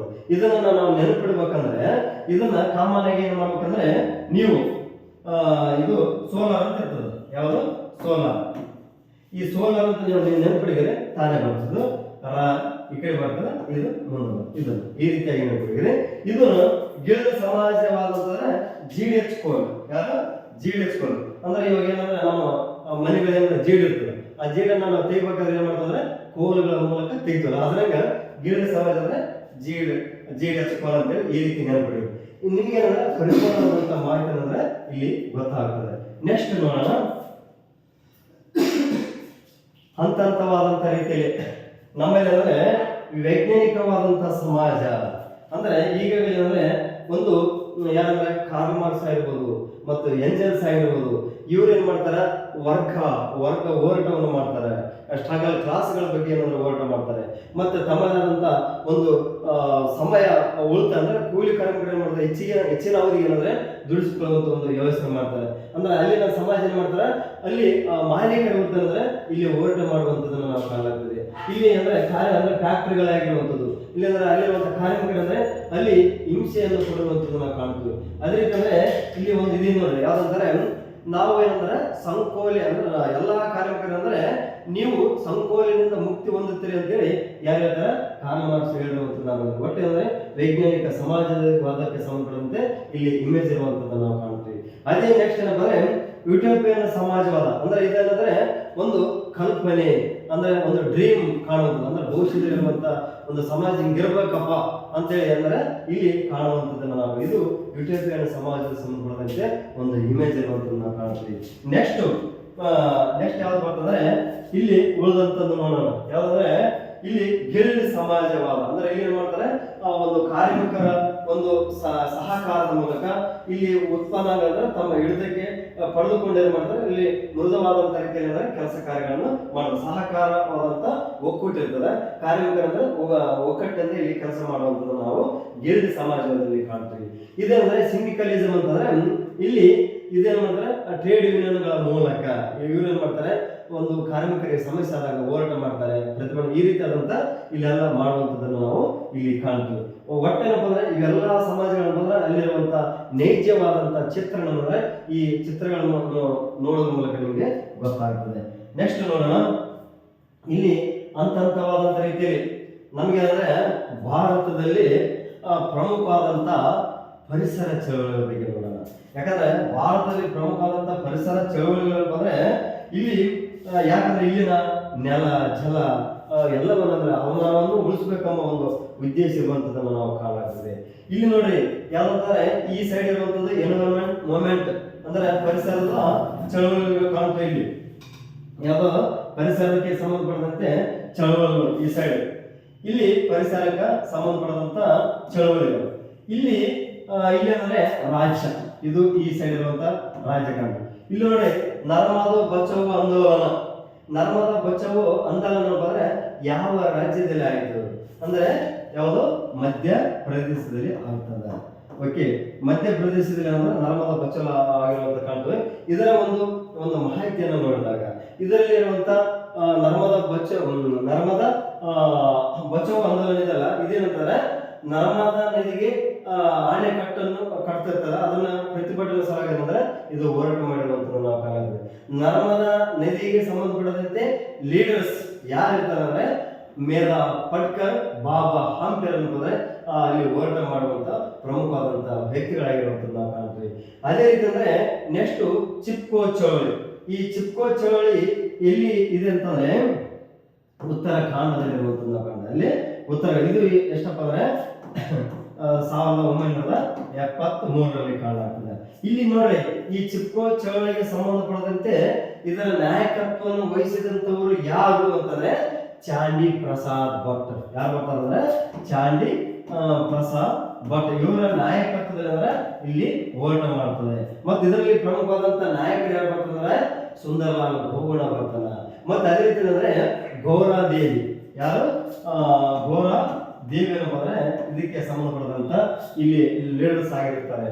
ಇದರಿಂದ ಏನಂದ್ರೆ ಇವರ ಒಂದು ಚಿಪ್ಕೋ ಚಳವಳಿ ಏನಂದ್ರೆ ಇಲ್ಲಿ ಅಂದ್ರೆ ಉತ್ತರಾಖಂಡದಲ್ಲಿ ನಡೀತದ. ಅಂದ್ರೆ ಅಲ್ಲಿ ಟೋಟಲ್ ಅಂದ್ರೆ ಉತ್ತರ ಕಾಸಿಯಿಂದ ಕಸೋಲಿವರೆಗೆ ಅಂದ್ರೆ 75 ಕಿಲೋಮೀಟರ್ ಅಂದ್ರೆ ಅಲ್ಲಿ ಅಹಿಂಸಾತ್ಮಕವಾದಂತ ಹೋರಾಟ ಮಾಡ್ತಾರೆ. ಅಹಿಂಸಾತ್ಮಕ ಅಂದ್ರೆ ಈಗಾಗಲೇ ಕಂಟ್ರ ಕಡೆ ಏನ್ ಮಾಡ್ತಾರೆ, ಮರವನ್ನು ಕಟ್ ಮಾಡಕ್ ಬಂದಿರ್ತಾರೆ. ಅಂತ ಸಂದರ್ಭಗಳಂದ್ರೆ ಅವರೆಲ್ಲ ಮರಗಳನ್ನು ತಬ್ಬಿಕೊಂಡು, ಈಗಾಗಲೇ ಗೊತ್ತಿರುವಂಥದ್ದು ಮರಗಳನ್ನು ತಬ್ಬಿಕೊಂಡು ಏನ್ ಮಾಡ್ತಾರೆ, ಅಲ್ಲಿ ಮರಗಳನ್ನು ರಕ್ಷಣೆ ಮಾಡುವಂತ ಒಂದು ಉದ್ದೇಶವನ್ನು ಹೊಂದಿರ್ತಾರೆ. ಪರಿಸರವನ್ನು ರಕ್ಷಣೆ ಮಾಡಬೇಕನ್ನೋ ಒಂದು ಉದ್ದೇಶವನ್ನು ನಾವು ಕಾಣ್ತೀವಿ. ನೆಕ್ಸ್ಟ್ ಅಂದ್ರೆ ಅಪ್ಪಿಕೋ ಚಳವಳಿ. ಈ ಅಪ್ಪಿಕೋ ಚಳವಳಿ ಅಂತಂದ್ರೆ ಇಲ್ಲಿ ನಡೀತದಂದ್ರೆ ಯಾವುದು, ನಮ್ಮ ಕರ್ನಾಟಕದಲ್ಲಿ ನಡೀತದ. ಇದು ಎಷ್ಟಾಗಂದ್ರೆ 1983ರಲ್ಲಿ ನಡೀತದ. ಈ ಅಪ್ಪಿಕೋ ಚಳವಳಿ ಅಂತಂದ್ರೆ ನಮ್ಮಲ್ಲಿ ಪಶ್ಚಿಮ ವೆಸ್ಟರ್ನ್ ಘಾಟ್ನಲ್ಲಿ ನಡೆಯುವಂಥದ್ದು ಕಾಣಲಾಗ್ತದೆ. ಇಲ್ಲಿ ನಡೆದಂತ ಸಂದರ್ಭ ಅಂದ್ರೆ ಈಗಾಗಲೇ ನಡೆದಂತ ಚಿಪ್ಕೋ ಚಳವಳಿ ಮಾಡ್ತಲ್ಲ, ಅದೇ ಒಂದು ಮಾದರಿ ಏನಪ್ಪ ಅಂದ್ರೆ ಇಲ್ಲಿ ನಮ್ಮಲ್ಲಿ ಕರ್ನಾಟಕದಲ್ಲಿ ವೆಸ್ಟರ್ನ್ ಪಶ್ಚಿಮ ಘಟ್ಟಗಳಲ್ಲಿ ಮಾಡುವಂಥದ್ದು ನಾವು ಮಾಡ್ತೇವೆ. ಅಲ್ಲಿ ಅಂದ್ರೆ ಸಿರಿಸಿ ಸಿದ್ದಾಪುರದ ಭಾಗ ಜನರು ಮಾಡ್ತಾರೆ. ಅಲ್ಲೆಲ್ಲ ಈ ಮರಗಳನ್ನು ತಪ್ಪಿಕೊಂಡು ಅಂದ್ರೆ ಕಾಂಟ್ರಾಕ್ಟ್ಗಳ ವಿರುದ್ಧವಾಗಿದ್ರೆ ಅಲ್ಲಿ ಮರದ ಅಂದ್ರೆ ಕಡಿಲಾರದಂಗ ತಪ್ಪಿಸುವಂಥದ್ದನ್ನು ಕಾಣ್ತದೆ. ಅಂದ್ರೆ ಇಲ್ಲಿ ಅಂದ್ರೆ ಆಲ್ಮೋಸ್ಟ್ ಎಲ್ಲ ಅಂದ್ರೆ ತಮ್ಮ ಮರಗಳನ್ನ ಬಂದ್ರೆ ರಕ್ಷಣೆ ಮಾಡುವಂತ ಒಂದು ಉದ್ದೇಶ ಏನಿದೆ ಅಪ್ಪಿಕೋ ಚಳವಳಿಯಲ್ಲಿ ಕಾಣಲಾಗ್ತದೆ. ನೆಕ್ಸ್ಟ್ ಅಂದ್ರೆ ಇಲ್ಲಿ ಅಪ್ಪಿಕೋ ಚಳವಳಿಯಲ್ಲಿ ಪಾಂಡುರಂಗ ಹೆಗಡೆ ಬರ್ತಾನೆ. ಯಾರು? ಪಾಂಡುರಂಗ ಹೆಗಡೆ. ಇಲ್ಲಿ ಪ್ರಮುಖವಾದಂತ ನಾಯಕ ಅಂದ್ರೆ ಪಾಂಡುರಂಗ ಹೆಗಡೆ. ಇವರ ನಾಯಕತ್ವದಲ್ಲಿ ಅಂದ್ರೆ ಇಲ್ಲಿ ಅಪ್ಪಿಕೋ ಚಳವಳಿ ನಮ್ಮ ಕರ್ನಾಟಕದಲ್ಲಿ ನಡೆಯುತ್ತದೆ. ನೆಕ್ಸ್ಟ್ ಯಾವ್ದಂದ್ರೆ ಚಿಲ್ಕ ಸರೋವರ. ಚಿಲ್ಕ ಸರೋವರ ಅಂತಂದ್ರೆ ಇದು ಇಲ್ಲಿ ಅಂದ್ರೆ ಒಡಿಸ್ಸಾದಲ್ಲಿ ಕಾಣ್ತದೆ. ಅಂದ್ರೆ ಅಲ್ಲಿ ಚಿಲ್ಕದ ಒಂದು ಸರೋವರವನ್ನು ಅಂದ್ರೆ ರಕ್ಷಣೆ ಮಾಡಬೇಕು ಅನ್ನುವಂತ ಒಂದು ಉದ್ದೇಶಕ್ಕೆ ಅಂದ್ರೆ ಇಲ್ಲಿ ಪ್ರಮುಖವಾಗಿ ಹೋರಾಟ ಮಾಡಿರುವಂತದ್ದು ನಾವು ಕಾಣ್ತೇವೆ. ಅಂದ್ರೆ ಇಲ್ಲಿ ಮಹಾರಾಜ ಪಾತ್ರ ಅಂತೇಳಿ ಅವರಲ್ಲಿ ಪ್ರಮುಖವಾದಂತ ನಾಯಕ ಆಗಿರುತ್ತಾರೆ ಅನ್ನೋ ರೀತಿ ಕಾಣ್ತದೆ. ಇದಕ್ಕೇನಂದ್ರೆ ನಾವು ಆನ್ಸರ್ ನೇರವಾದಂತ ರೀತಿಯಲ್ಲಿ ನಿಮಗೆ ಇಲ್ಲಿ ಗೊತ್ತಾಯ್ತು. ಇದ್ರ ಮುಖಾಂತರ ಅಂದ್ರೆ ನೀವು ಇಲ್ಲಿ ಆನ್ಸರ್ ನೋಡಬಹುದು. ನೆಕ್ಸ್ಟ್ ನೋಡೋಣ. ಅದೇ ರೀತಿಯಲ್ಲಿ ನಮ್ಮಲ್ಲಿ ನೋಡಿ ಅಂದ್ರೆ ಈಗಾಗಲೇ ನಿಮಗೆ ಏನಂದ್ರೆ ನರ್ಮದಾ ಬಚಾವ್ ಅಂತಂದ್ರೆ ಈಗ ಸರ್ದಾರ್ ಅಣೆಕಟ್ಟು ಅಂದ್ರೆ ನರ್ಮದಾ ನದಿಗೆ ಏನಂದ್ರೆ ಅಲ್ಲಿ ಕಟ್ಟುವಂತ ಸಂದರ್ಭ ಅಂದ್ರೆ ಇಲ್ಲೆಲ್ಲ ಮಹಿಳೆಯರು ಅಂದ್ರೆ ಅಲ್ಲಿ ಹೋರಾಟ ಮಾಡಿರುವಂತದ್ದು ಒಂದು ಚಿತ್ರವನ್ನು ನೋಡುವಂಥದ್ದು. ಇಲ್ಲಿ ಈ ಭಾಗದಲ್ಲಿ ಅಂದ್ರೆ ಚಿಪ್ಪು ಚಳವಳಿ ಅಂದ್ರೆ ಮರವನ್ನು ಕಡಿಲಿಕ್ಕೆ ಬಂದಂತ ಸಂದರ್ಭದಲ್ಲಿ ಮರಗಳನ್ನು ತಪ್ಪಿಕೊಳ್ಳುವಂತ ಒಂದು ಚಿತ್ರವನ್ನು ಇಲ್ಲಿ ನೋಡುವಂಥದ್ದು. ನೆಕ್ಸ್ಟ್ ನಂತರ ಅಂತಂದ್ರೆ ಈ ಸೈಡ್ ಇರುವಂತದ್ದು ಏನಂದ್ರೆ ಯಾವ್ದಂದ್ರೆ ಅಪ್ಪಿಕೋ ಅಂದ್ರೆ ನಮ್ಮ ಕರ್ನಾಟಕದಲ್ಲಿ ಇರುವಂತಂದ್ರೆ ಇಲ್ಲಿ ಮರಗಳನ್ನು ಅಂತಂದ್ರೆ ರಕ್ಷಣೆ ಮಾಡುವಂತ ಒಂದು ಚಿತ್ರ ನೋಡ್ತೀರಿ. ಈ ಭಾಗದಲ್ಲಿ ಅಂದ್ರೆ ಚಿಲ್ಕ ಸರೋವರ ಇಲ್ಲಿರುವಂತ ಚಿಲ್ಕ ಸರೋವರ ಒಡಿಸ್ಸಾದಲ್ಲಿರುವಂತ ಚಿಲ್ಕ ಸರೋವರವನ್ನು ರಕ್ಷಣೆ ಮಾಡ್ಬೇಕಂತೇಳಿ ಅಂದ್ರೆ ಇಲ್ಲೇನಂದ್ರೆ ಅವರ ಪ್ರಮುಖವಾದಂತಹ ನಾಯಕರ ಜೊತೆಯಲ್ಲಿ ಇಲ್ಲಿ ಮೀನುಗಾರರ ಒಂದು ಸಂಘಟನೆಗಳ ಮೂಲಕ ಇಲ್ಲಿ ಏನ್ ಮಾಡ್ತಾರೆ ಹೋರಾಟವನ್ನು ಮಾಡುವಂತದನ್ನು ನಾವು ಈ ಚಿತ್ರದಲ್ಲಿ ಮೂಲಕ ನೋಡಲಾಗ್ತದೆ. ನೆಕ್ಸ್ಟ್ ನೋಡ್ರಿ ಈ ರೀತಿಯಾದಂತಹ ಮಾಹಿತಿಗಳು ನಿಮಗೆ ನಮ್ಮ ಲಕ್ಷ್ಮೀ ಸ್ಪರ್ಧೆಯಿಂದ ಅವಕಾಶ ಇರುವಂತದ್ದು ನೋಡ್ತೀವಿ. ನೆಕ್ಸ್ಟ್ ಇರುವಂತ ಒಂದು ಪ್ರಮುಖವಾದಂತಹ ಕ್ವಶನ್ ಯಾವ್ದಂದ್ರೆ ಕೋ ಆಪರೇಟಿವ್ ಫೆಡರೇಷನ್ ಅಂತ. ಯಾವುದು? ಕೋ ಆಪರೇಟಿವ್ ಫೆಡರೇಷನ್ಗೆ ಸಂಬಂಧಪಟ್ಟಂತೆ ಇಲ್ಲಿ ಒಂದು ಪ್ರಮುಖವಾದಂತ ಪ್ರಶ್ನೆ ಇದೆ. ಈ ಪ್ರಮುಖವಾದಂತ ಪ್ರಶ್ನೆ ಅಂತಂದ್ರೆ ಯಾವ ರೀತಿ ಇದೆ ಅನ್ನೋದ್ರ ಬಗ್ಗೆ ನೋಡೋಣ. ಇಲ್ಲಂದ್ರೆ ಕೋ ಆಪರೇಟಿವ್ ಫೆಡರೇಷನ್ ಎಂಬ ಪದಗಳನ್ನು ಮೊದಲ ಬಾರಿ ಅಂದ್ರೆ ಫಸ್ಟಿಗೆ ಏನಂತಂದ್ರೆ ಯಾರು ಬಳಸಿದ್ರು ಅನ್ನೋದು ರೀತಿಯಲ್ಲಿ ಕೇಳಿದ್ದಾರೆ. ಇಲ್ಲಿ ನೋಡ್ರಿ ಯಾವ ರೀತಿ ಅಂದ್ರೆ ರೊನಾಲ್ಡ್ ರೇಗನ್ ಬಳಸಿದಾರ, ಲಿಂಡನ್ ಬಿ ಜಾನ್ಸನ್ ಬಳಸಿದಾರ, ಅಥವಾ ವುಡ್ರೋ ವಿಲ್ಸನ್ ಬಳಸಿದಾರ, ಬಿಲ್ ಕ್ಲಿಂಟನ್ ಬಳಸಿದಾರ ಅನ್ನೋ ರೀತಿಯಲ್ಲಿ ನೋಡಿದಾಗ ಇಲ್ಲಿ ನೋಡ್ರಿ ಇದಕ್ಕೆ ಆನ್ಸರ್ ಏನಪ್ಪ ನೇರವಾದಂತ ರೀತಿಯಲ್ಲಿ ಅಂದ್ರೆ ಕೋ ಆಪರೇಟಿವ್ ಫೆಡರೇಷನ್ ಯಾರು ಬಳಕೆ ಮಾಡ್ತಾರೆ ಅಂದ್ರೆ ವುಡ್ರೋ ವಿಲ್ಸನ್ ಬಳಕೆ ಮಾಡ್ತಾರೆ. ಈ ವುಡ್ರೋ ವಿಲ್ಸನ್ ಅಂತಂದ್ರೆ ಯಾವ ರೀತಿಯಾಗಿ ಅದಕ್ಕೆ ಸಂಬಂಧಪಡ್ತಾರೆ ಅಂತಂದ್ರೆ ಪ್ರಮುಖವಾಗಿ ಇವರು ಯಾವ್ದಂದ್ರೆ ಕೋ ಆಪರೇಟಿವ್ ಅಂದ್ರೆ ಕೋ ಆಪರೇಟಿವ್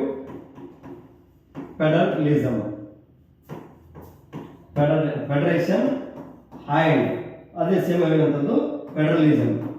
ಈ ಪದವೇನಪ್ಪ ಅಂದ್ರೆ ಫೆಡರಲಿಸಂ ಅಂದ್ರೆ ಈ ಎರಡು ಪದಗಳೇನಪ್ಪ ಅಂದ್ರೆ ಒಂದೇ ರೀತಿ ಇರುವಂತದ್ದು. ಅಂದ್ರೆ ಇಲ್ಲಿ ಸಹಕಾರದ ಒಕ್ಕೂಟ, ಕೋಆಪರೇಷನ್ ಅಂದ್ರೆ ಸಹಕಾರದ ಒಕ್ಕೂಟ ಇರುವಂತದ್ದು. ಅಂದ್ರೆ ಇಡೀ ಒಂದು ದೇಶದಲ್ಲಿ ಕೇಂದ್ರ ಮತ್ತು ರಾಜ್ಯಗಳು ಏನಂದ್ರೆ ಕೇಂದ್ರ ಮತ್ತು ರಾಜ್ಯಗಳು ಏನಾಗಿರ್ಬೇಕು ಅಂದ್ರೆ ರಾಜ್ಯಗಳು ಸಹಕಾರದಿಂದ ಇರಬೇಕು ಅಂತ ಹೇಳುವಂಥದ್ದು. ಅಂದ್ರೆ ಸಹಕಾರದಿಂದ ಇದ್ದಾಗ ಅಂದ್ರೆ ಸಹಕಾರದ ಒಕ್ಕೂಟದಿಂದ ಇದ್ದಾಗ ಏನಂದ್ರೆ ಇಡೀ ದೇಶಗಳಂದ್ರೆ ಒಂದು ವ್ಯವಸ್ಥಿತ ರೀತಿಯಲ್ಲಿ ಹೋಗ್ತಾವ ಅನ್ನೋ ರೀತಿ ಕಾಣಾಗ್ತದೆ. ನೋಡ್ರಿ ಅದೇ ನಮ್ಮ ಭಾರತಕ್ಕೆ ಬರೋಣ. ಭಾರತದಲ್ಲಿರುವಂತ ಒಂದು ಆಯೋಗ ಇದೆ ಯಾವ್ದಂದ್ರೆ ಇದೆ ಯಾವ್ದಂದ್ರೆ ಕೋಆಪರೇಟಿವ್ ಫೆಡರೇಷನ್ಗೆ ಸಂಬಂಧಪಟ್ಟಂತೆ ಇರುವಂತ ನಮ್ಮ ಭಾರತ ದೇಶದಲ್ಲಿರುವಂತ ಒಂದು ಆಯೋಗ ಇದೆ 2007. ಈ 2007 ಏನಂದ್ರೆ ಪುಂಚಿ ಆಯೋಗ. ಯಾವುದು? ಪುಂಚಿ ಆಯೋಗ ಬರ್ತದೆ. ಈ ಪಂಚ ಆಯೋಗ ಅಂದ್ರೆ ಕೇಂದ್ರ ಮತ್ತು ರಾಜ್ಯಗಳ ಸಹಕಾರದ ಒಕ್ಕೂಟ. ಅಂದ್ರೆ ಯಾವುದೇ ಒಂದು ದೇಶ ಉತ್ತಮವಾಗಿ ಇರಬೇಕಂದ್ರೆ ಇಲ್ಲಿ ಏನ್ ಬೇಕು? ಕೇಂದ್ರ ಮತ್ತು ರಾಜ್ಯಗಳ ಸಹಕಾರದಿದ್ದರೆ ಅತ್ಯುತ್ತಮವಾಗಿ ಆಗ್ತದೆ ಅನ್ನೋದ್ರಲ್ಲಿ ಕಾಣುತ್ತದೆ. ಇವರಂದ್ರೆ ಮದನ್ ಮೋಹನ್ ಪುಂಚಿ. ಇವರಂದ್ರೆ ಭಾರತದ ಸುಪ್ರೀಂ ಕೋರ್ಟಿನ ಮುಖ್ಯ ನ್ಯಾಯಮೂರ್ತಿ ಆಗಿರ್ತಾರೆ. ಇವ್ರು ಏನಂದ್ರೆ ಇದರ ವರದಿನಪ್ಪ ಅಂದ್ರೆ ಎಷ್ಟು ಕೊಡ್ತಾರೆ? 2010 ಕೊಡುವಂತ ಒಟ್ಟಂದ್ರೆ ಈ ಕೋಆಪರೇಷನ್ ಸಂಬಂಧಪಟ್ಟಂತೆ ಇವರು ಮಾಹಿತಿಯನ್ನು ಕೊಡ್ತಾರೆ. ನೋಡ್ರಿ ಈ ವುಡ್ರೋ ವಿಲ್ಸನ್ ಅಂತಂದ್ರೆ ಈಗಾಗಲೇ ಅವರು ಒಂದು ಪುಸ್ತಕ ಬರ್ತಾರೆ. ಅಂದ್ರೆ 1887 ಒಂದು ಪುಸ್ತಕ ಬರ್ತಾರ. ಅದೇನಂದ್ರೆ ಸ್ಟಡಿ ಆಫ್ ಅಡ್ಮಿನಿಸ್ಟ್ರೇಷನ್ ಅಂತೇಳಿ. ಅಂದ್ರೆ ಅವರು ಅಂದ್ರೆ ಆಡಳಿತದ ಒಂದು ಅಧ್ಯಯನದಲ್ಲಿ ಏನ್ ಮಾಡ್ತಾರೆ ಅಂದ್ರೆ ಸಾರ್ವಜನಿಕ ಆಡಳಿತ ಮತ್ತು ಇದ್ರ ಬಗ್ಗೆ ಯಾವ್ದಂದ್ರೆ ರಾಜಕೀಯದಿಂದ ಏನ್ ಮಾಡ್ತಾರ ಡಿವೈಡ್ ಮಾಡುವಂತ ಒಂದು ಪ್ರಥಮವಾಗಿ ಇವರು ತಮ್ಮದಾದಂತಹ ಕೃತಿಯಲ್ಲಿ ಬಳಕೆ ಮಾಡಿರುವಂತ ನಾವು ಕಾಣುತ್ತೇವೆ. ಈ ರೀತಿಯಿಂದ ಇವರು ಹುಡುಗರು ಅಂದ್ರೆ ನಿಮ್ಗೆ ಈಗಾಗಲೇ ಗೊತ್ತು ಅಂದ್ರೆ ಸಾರ್ವಜನಿಕ ಆಡಳಿತದ ಪೀತಾಂಬರ ಹೇಗಿರ್ತಾರ ಅನ್ನೋ ರೀತಿ ಕಾಣುತ್ತದೆ. ಮತ್ತು ಇವರು ಅಮೆರಿಕದ 28ನೇ ಅಧ್ಯಕ್ಷರಾಗಿ ಅಧಿಕಾರವನ್ನು ವಹಿಸಿರುವಂತ ವ್ಯಕ್ತಿಯಾಗಿರ್ತಾರೆ. ಒಟ್ಟಿನಲ್ಲಿ ಅಂತಂದ್ರೆ ಅದೇ ರೀತಿಯಲ್ಲಿ ಇವರು ತಮ್ಮದಾದಂತ ಅಂದ್ರೆ ಈಗಾಗಲೇ ಫಸ್ಟ್ ವರ್ಲ್ಡ್ ವಾರ್ ಅಂದ್ರೆ ಪ್ರಥಮ ಮಹಾಯುದ್ಧ ನಡೆದ ನಂತರದಲ್ಲಿ ಅಂದ್ರೆ ಇವರಿಗೆ ಒಂದು ನೊಬೆಲ್ ಪ್ರಶಸ್ತಿ ಅಂದ್ರೆ ನೊಬೆಲ್ ಪ್ರಶಸ್ತಿ ಸಿಗ್ತದೆ ಶಾಂತಿ. ಎಷ್ಟಾಗಂತಂದ್ರೆ 1919ರಲ್ಲಿ ಸಿಗ್ತದೆ. ಯಾವುದು ನೊಬೆಲ್ ಪ್ರಶಸ್ತಿ ಅಂದ್ರೆ ಶಾಂತಿಗೆ ಯಾಕೆ ಸಿಗ್ತದೆ ಅಂತಂದ್ರೆ ಇವರು ಲೀಗ್ ಆಫ್ ನೇಷನ್ ಅಂದ್ರೆ ರಾಷ್ಟ್ರ ಸಂಘ ನಿರ್ಮಾಣ ಮಾಡಲಿಕ್ಕೆ ಅಂದ್ರೆ ಅಂತಾರಾಷ್ಟ್ರೀಯ ಸಂಘಟನೆ ಅಂತ ರಾಷ್ಟ್ರ ಸಂಘ ನಿರ್ಮಾಣ ಮಾಡುವಲ್ಲಿ ಇವರು ಒಂದು ಪ್ರಮುಖವಾದಂತ ಪಾತ್ರ ವಹಿಸಿಸಲಿಗೆ ಇವರಿಗೆ 1919ರಲ್ಲಿ ನೊಬೆಲ್ ಶಾಂತಿ ಪ್ರಶಸ್ತಿ ಸಿಕ್ಕಿರುವಂತದನ್ನು ನಾವು ಕಾಣುತ್ತೇವೆ. ಇವರು ತಮ್ಮದಾದಂತ ರೀತಿ ಅಂದ್ರೆ ಒಂದು ದೇಶದ ಇಡೀ ಪ್ರಪಂಚದಲ್ಲಿ ಇಡೀ ದೇಶಗಳನ್ನು ಸುವ್ಯವಸ್ಥಿತವಾಗಿ ಇರಬೇಕು, ಶಾಂತಿ ರೀತಿಯಿಂದ ಇರಬೇಕು ಎಂಬ ಒಂದು ವಿಚಾರಗಳನ್ನ ಬಂದ್ರೆ ಇವರ ಅವಧಿಯಲ್ಲಿ ನಾವು ಕಾಣ್ತೀವಿ. ಮತ್ತೆ ನೆಕ್ಸ್ಟ್ ಯಾರಂತಂದ್ರೆ ಇಲ್ಲಿ ರೊನಾಲ್ಡ್ ರೇಗನ್ ಅಂತ ಇವರು ಇವರು ಸಹ ಅಮೆರಿಕದ ಅಧ್ಯಕ್ಷರಾಗಿರ್ತಾರೆ.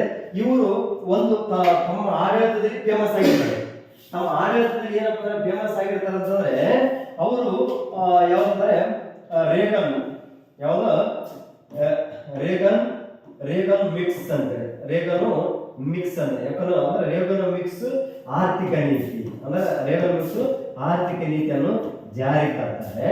ಮತ್ತೆ ಇವ್ರೇನ್ ಮಾಡ್ತಾರೆ ಅಂದ್ರೆ ಪ್ರಮುಖವಾಗಿ ಸೋವಿಯತ್ ವಿರುದ್ಧವಾಗಿ ನೀತಿಯನ್ನು ತರ್ತಾರೆ. ಸೋವಿಯತ್ ವಿರುದ್ಧವಾದ ನೀತಿಯನ್ನು ಏನ್ ಮಾಡ್ತಾರೆ ಇವರು ಜಾರಿಗೆ ತರ್ತಾರೆ. ಇದು ಇವರ ತಮ್ಮದ ಆಡಳಿತದಲ್ಲಿರುವಂತ ಒಂದು ಪ್ರಮುಖವಾಗಿ ಇವರು ಫೇಮಸ್ ಆಗಿರುವಂತ ನಾವು ಕಾಣಾಗ್ತದೆ. ನೆಕ್ಸ್ಟ್ ಅಂದ್ರೆ ಲಿಂಡನ್ ಬಿ ಜಾನ್ಸನ್ ಇದಾರಲ್ಲ ಇವರು ಏನಂತಂದ್ರೆ ಇವರು ಅಮೆರಿಕದ ಅಧ್ಯಕ್ಷರಾಗಿರ್ತಾರೆ. ಇವರು ತಮ್ಮ ಆಡಳಿತದ ಅವಧಿಯಲ್ಲಿ ಏನಂದ್ರೆ ಪ್ರಮುಖವಾದಂತ ರೀತಿ ಯಾವ್ದ್ರೆ ಗ್ರೇಟ್ ಸೊಸೈಟಿ ಬಗ್ಗೆ ಅಂದ್ರೆ ತಮ್ಮದಾದಂತ ರೀತಿ ಗ್ರೇಟ್ ಸೊಸೈಟಿ ಅಂದ್ರೆ ಇಡೀ ಸಮಾಜದಲ್ಲಿ ಏನಂದ್ರೆ ಒಂದು ಪ್ರತಿಯೊಬ್ಬ ವ್ಯಕ್ತಿಗಳಿಗೆ ಏನಂದ್ರೆ ಒಂದು ಸಮಾನವಾದಂತ ಸ್ಥಾನ ಇರಬೇಕಂತೇಳಿ ಇವರು ತಮ್ಮದಾದಂತ ರೀತಿಯಲ್ಲಿ ಇದು ಮಾಡ್ತಾರೆ. ಮತ್ತೆ ಇನ್ನೊಂದು ವೋಟಿಂಗ್ ಬಗ್ಗೆ ಯಾವುದು ವೋಟಿಂಗ್ ಪವರ್ ಅಂದ್ರೆ 1965ರಲ್ಲಿ ಇದು ಮಾಡ್ತಾರೆ. ಆಮೇಲೆ ಇವರು ತಮ್ಮದಾದಂತ ರೀತಿಯಲ್ಲಿ ಅಂದ್ರೆ ಪಾಲಿಟಿಕ್ಸ್ ಗೆ ತಮ್ಮದಾದಂತ ರೀತಿಯಲ್ಲಿ ಇವರು ಕೊಡುಗೆ ನೀಡಿರುವಂತದನ್ನು ನಾವು ಕಾಣ್ತೀವಿ. ಅದೇ ರೀತಿಯಾಗಿ ಬಿಲ್ ಕ್ಲಿಂಟನ್ ಇವರೇನಪ್ಪ ಅಂದ್ರೆ 42ನೇ ಅಮೆರಿಕದ 42ನೇ ಅಧ್ಯಕ್ಷರಾಗಿರ್ತಾರೆ. ಇವರೇನಂದ್ರೆ ಡೆಮಾಕ್ರೆಟಿಕ್ ಪಕ್ಷದ ಅಧ್ಯಕ್ಷರು ಅಂದ್ರೆ ಡೆಮಾಕ್ರೆಟಿಕ್ ಪಕ್ಷದ ನಾಯಕರಾಗಿರ್ತಾರೆ. ಇವರ ಅವಧಿಯಲ್ಲಿ ಪ್ರಮುಖವಾದಂತಹ ಒಂದು ಸಾಧನೆಗಳನ್ನು ಮಾಡ್ತಾರೆ. ಪ್ರಮುಖವಾದಂತಹ ಸಾಧನೆಗಳಂದ್ರೆ ಆರ್ಥಿಕವಾದಂತ ಯೋಜನೆಗಳನ್ನು ಕೈಗೊಳ್ತಾರೆ ಮತ್ತು ತಂತ್ರಜ್ಞಾನವಾದಂತ ಯೋಜನೆಗಳನ್ನು ಕೈಗೊಳ್ತಾರೆ. ಮತ್ತು ಇನ್ನೊಂದಂದ್ರೆ ಜಾಬ್ ಕ್ರಿಯೇಷನ್ ಉದ್ಯೋಗವನ್ನ ಇವರು ಸೃಷ್ಟಿ ಮಾಡುವಂತ ಅಂದ್ರೆ ಅವರ ಒಂದು ಯೋಜನೆಗಳು ಇತರ ನಾನಾ ರೀತಿಯಲ್ಲಿ ನಮ್ಗೇನಂದ್ರೆ ಒಂದು ಎಕ್ಸಾಮ್ ದೃಷ್ಟಿಯಲ್ಲಿ ಅವ್ರು ನೋಡಿದ ತಕ್ಷಣ ಅವ್ರು ಏನು ವಿಚಾರಗಳಿದಾವೆ ಅಂತ ಇವ್ರು ಸ್ವಲ್ಪ ಲೈಟ್ ಆಗಿ ಗೊತ್ತಿದ್ರೆ ಸಾಕು. ನೆಕ್ಸ್ಟ್ ಏನಂದ್ರೆ ಇಲ್ಲಿ ಮುಂದೆ ಹೋಗೋಣ. ನೋಡ್ರಿ ಈಗಾಗಲೇ ರೊನಾಲ್ಡ್ ರೇಗನ್ ಅನ್ನುವಂತ ಒಂದು ಈಗಾಗಲೇ ಅವರ ಒಂದು ಚಿತ್ರವನ್ನು ನೋಡಲಾಗುತ್ತದೆ. ಅಂದ್ರೆ ಇವರೇನಂದ್ರೆ ರೇಗನೋಮಿಕ್ಸ್ ನೀತಿಗಳನ್ನ ಇವರು ಜಾರಿಗೆ ತರುವಂತ ವ್ಯಕ್ತಿ ಆಗಿರ್ತಾರೆ. ಅದೇ ರೀತಿ ಅಂದ್ರೆ ಇಲ್ಲಿ ಲಿಂಡನ್ ಬಿ ಜಾನ್ಸನ್ ಅಂದ್ರೆ ಇವರು ಮಾನವ ಹಕ್ಕುಗಳಿಗೆ ಸಂಬಂಧ ಅಂದ್ರೆ ವುಮೆನ್ ರೈಟ್ಸ್ ಯಾವುದು ವುಮೆನ್ ರೈಟ್ಸ್ ಗೆ ಸಂಬಂಧಪಟ್ಟಂತೆ ಕೃತಿಗಳನ್ನು ಅಂದ್ರೆ ವುಮೆನ್ ರೈಟ್ಸ್ ಬಗ್ಗೆ ಇವರು ತಮ್ಮದಾದಂತ ಅಂದ್ರೆ 1964ರಲ್ಲಿ ಇವರು ಬಿಡುಗಡೆ ಮಾಡ್ತಾರೆ. ಮತ್ತೆ ಇನ್ನೊಂದು ವೋಟಿಂಗ್ ಬಗ್ಗೆ ಈಗಾಗಲೇ ಗೊತ್ತಾಯ್ತು. ವೋಟಿಂಗ್ ಅಂದ್ರೆ 1965. ಒಟ್ಟಿನಲ್ಲಿ ಏನಂದ್ರೆ ಇವರು ಒಂದು ಮಾನವ ಹಕ್ಕುಗಳಿಗೆ ಸಂಬಂಧಪಟ್ಟಂತೆ ಹಲವಾರು ರೀತಿಯಾದಂತ ಒಂದು ಕಾಳಜಿ ವಹಿಸಿರುವಂತ ವ್ಯಕ್ತಿಗಳಾಗಿರ್ತಾರೆ ಅಂತ ನೋಡುವಂಥದ್ದು.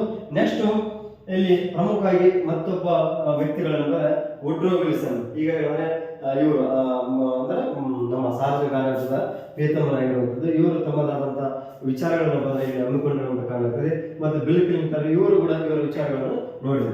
ನೆಕ್ಸ್ಟ್ ನೋಡೋಣ ಪ್ರಮುಖವಾಗಿ ಇಲ್ಲಿರುವಂತ ಒಂದು ಯಾವ್ದಪ್ಪ ಅಂದ್ರೆ ವೈಜ್ಞಾನಿಕವಾದಂತ ಒಂದು ಸಮಾಜ ಅಂತ ಹೇಳಿ, ಅಂದ್ರೆ ವೈಜ್ಞಾನಿಕವಾದಂತಹ ಸಮಾಜವನ್ನು ಬಂದ್ರೆ ಎಲ್ಲಿ ಅಂದ್ರೆ ಚೀನ್ ಅಂತ ಹೇಳಿದ್ವಿ, ಕ್ಯೂಬಾ, ವಿಯೆಟ್ನಾಂ ದೇಶಗಳನ್ನ ಅನುಸರಿಸುವಂತ ನಾವು ಕಾಣಬೇಕಂದ್ರೆ ಇಲ್ಲಿರುವಂತ ಒಂದು ಚಿತ್ರ ಅಂದ್ರೆ ಈಗ ಅಂದ್ರೆ ಮೊದಲಿಂದ ವೈಜ್ಞಾನಿಕವಾದಂತ ಸಮಾಜ ಅಂದ್ರೆ ಈಗ ತಮ್ಮದೇ ಆದಂತ ರೀತಿಯಲ್ಲಿ ಅನುಭವಿಸಿಕೊಂಡು ಬಂದಿರುವಂತ ಒಂದು ದೇಶಗಳಂದ್ರೆ ಚೀನಾ, ಕ್ಯೂಬಾ, ವಿಯೆಟ್ನಾಂ ದೇಶಗಳನ್ನ ನಾವು ಇಲ್ಲಿ ಕಾಣಲಾಗ್ತದೆ.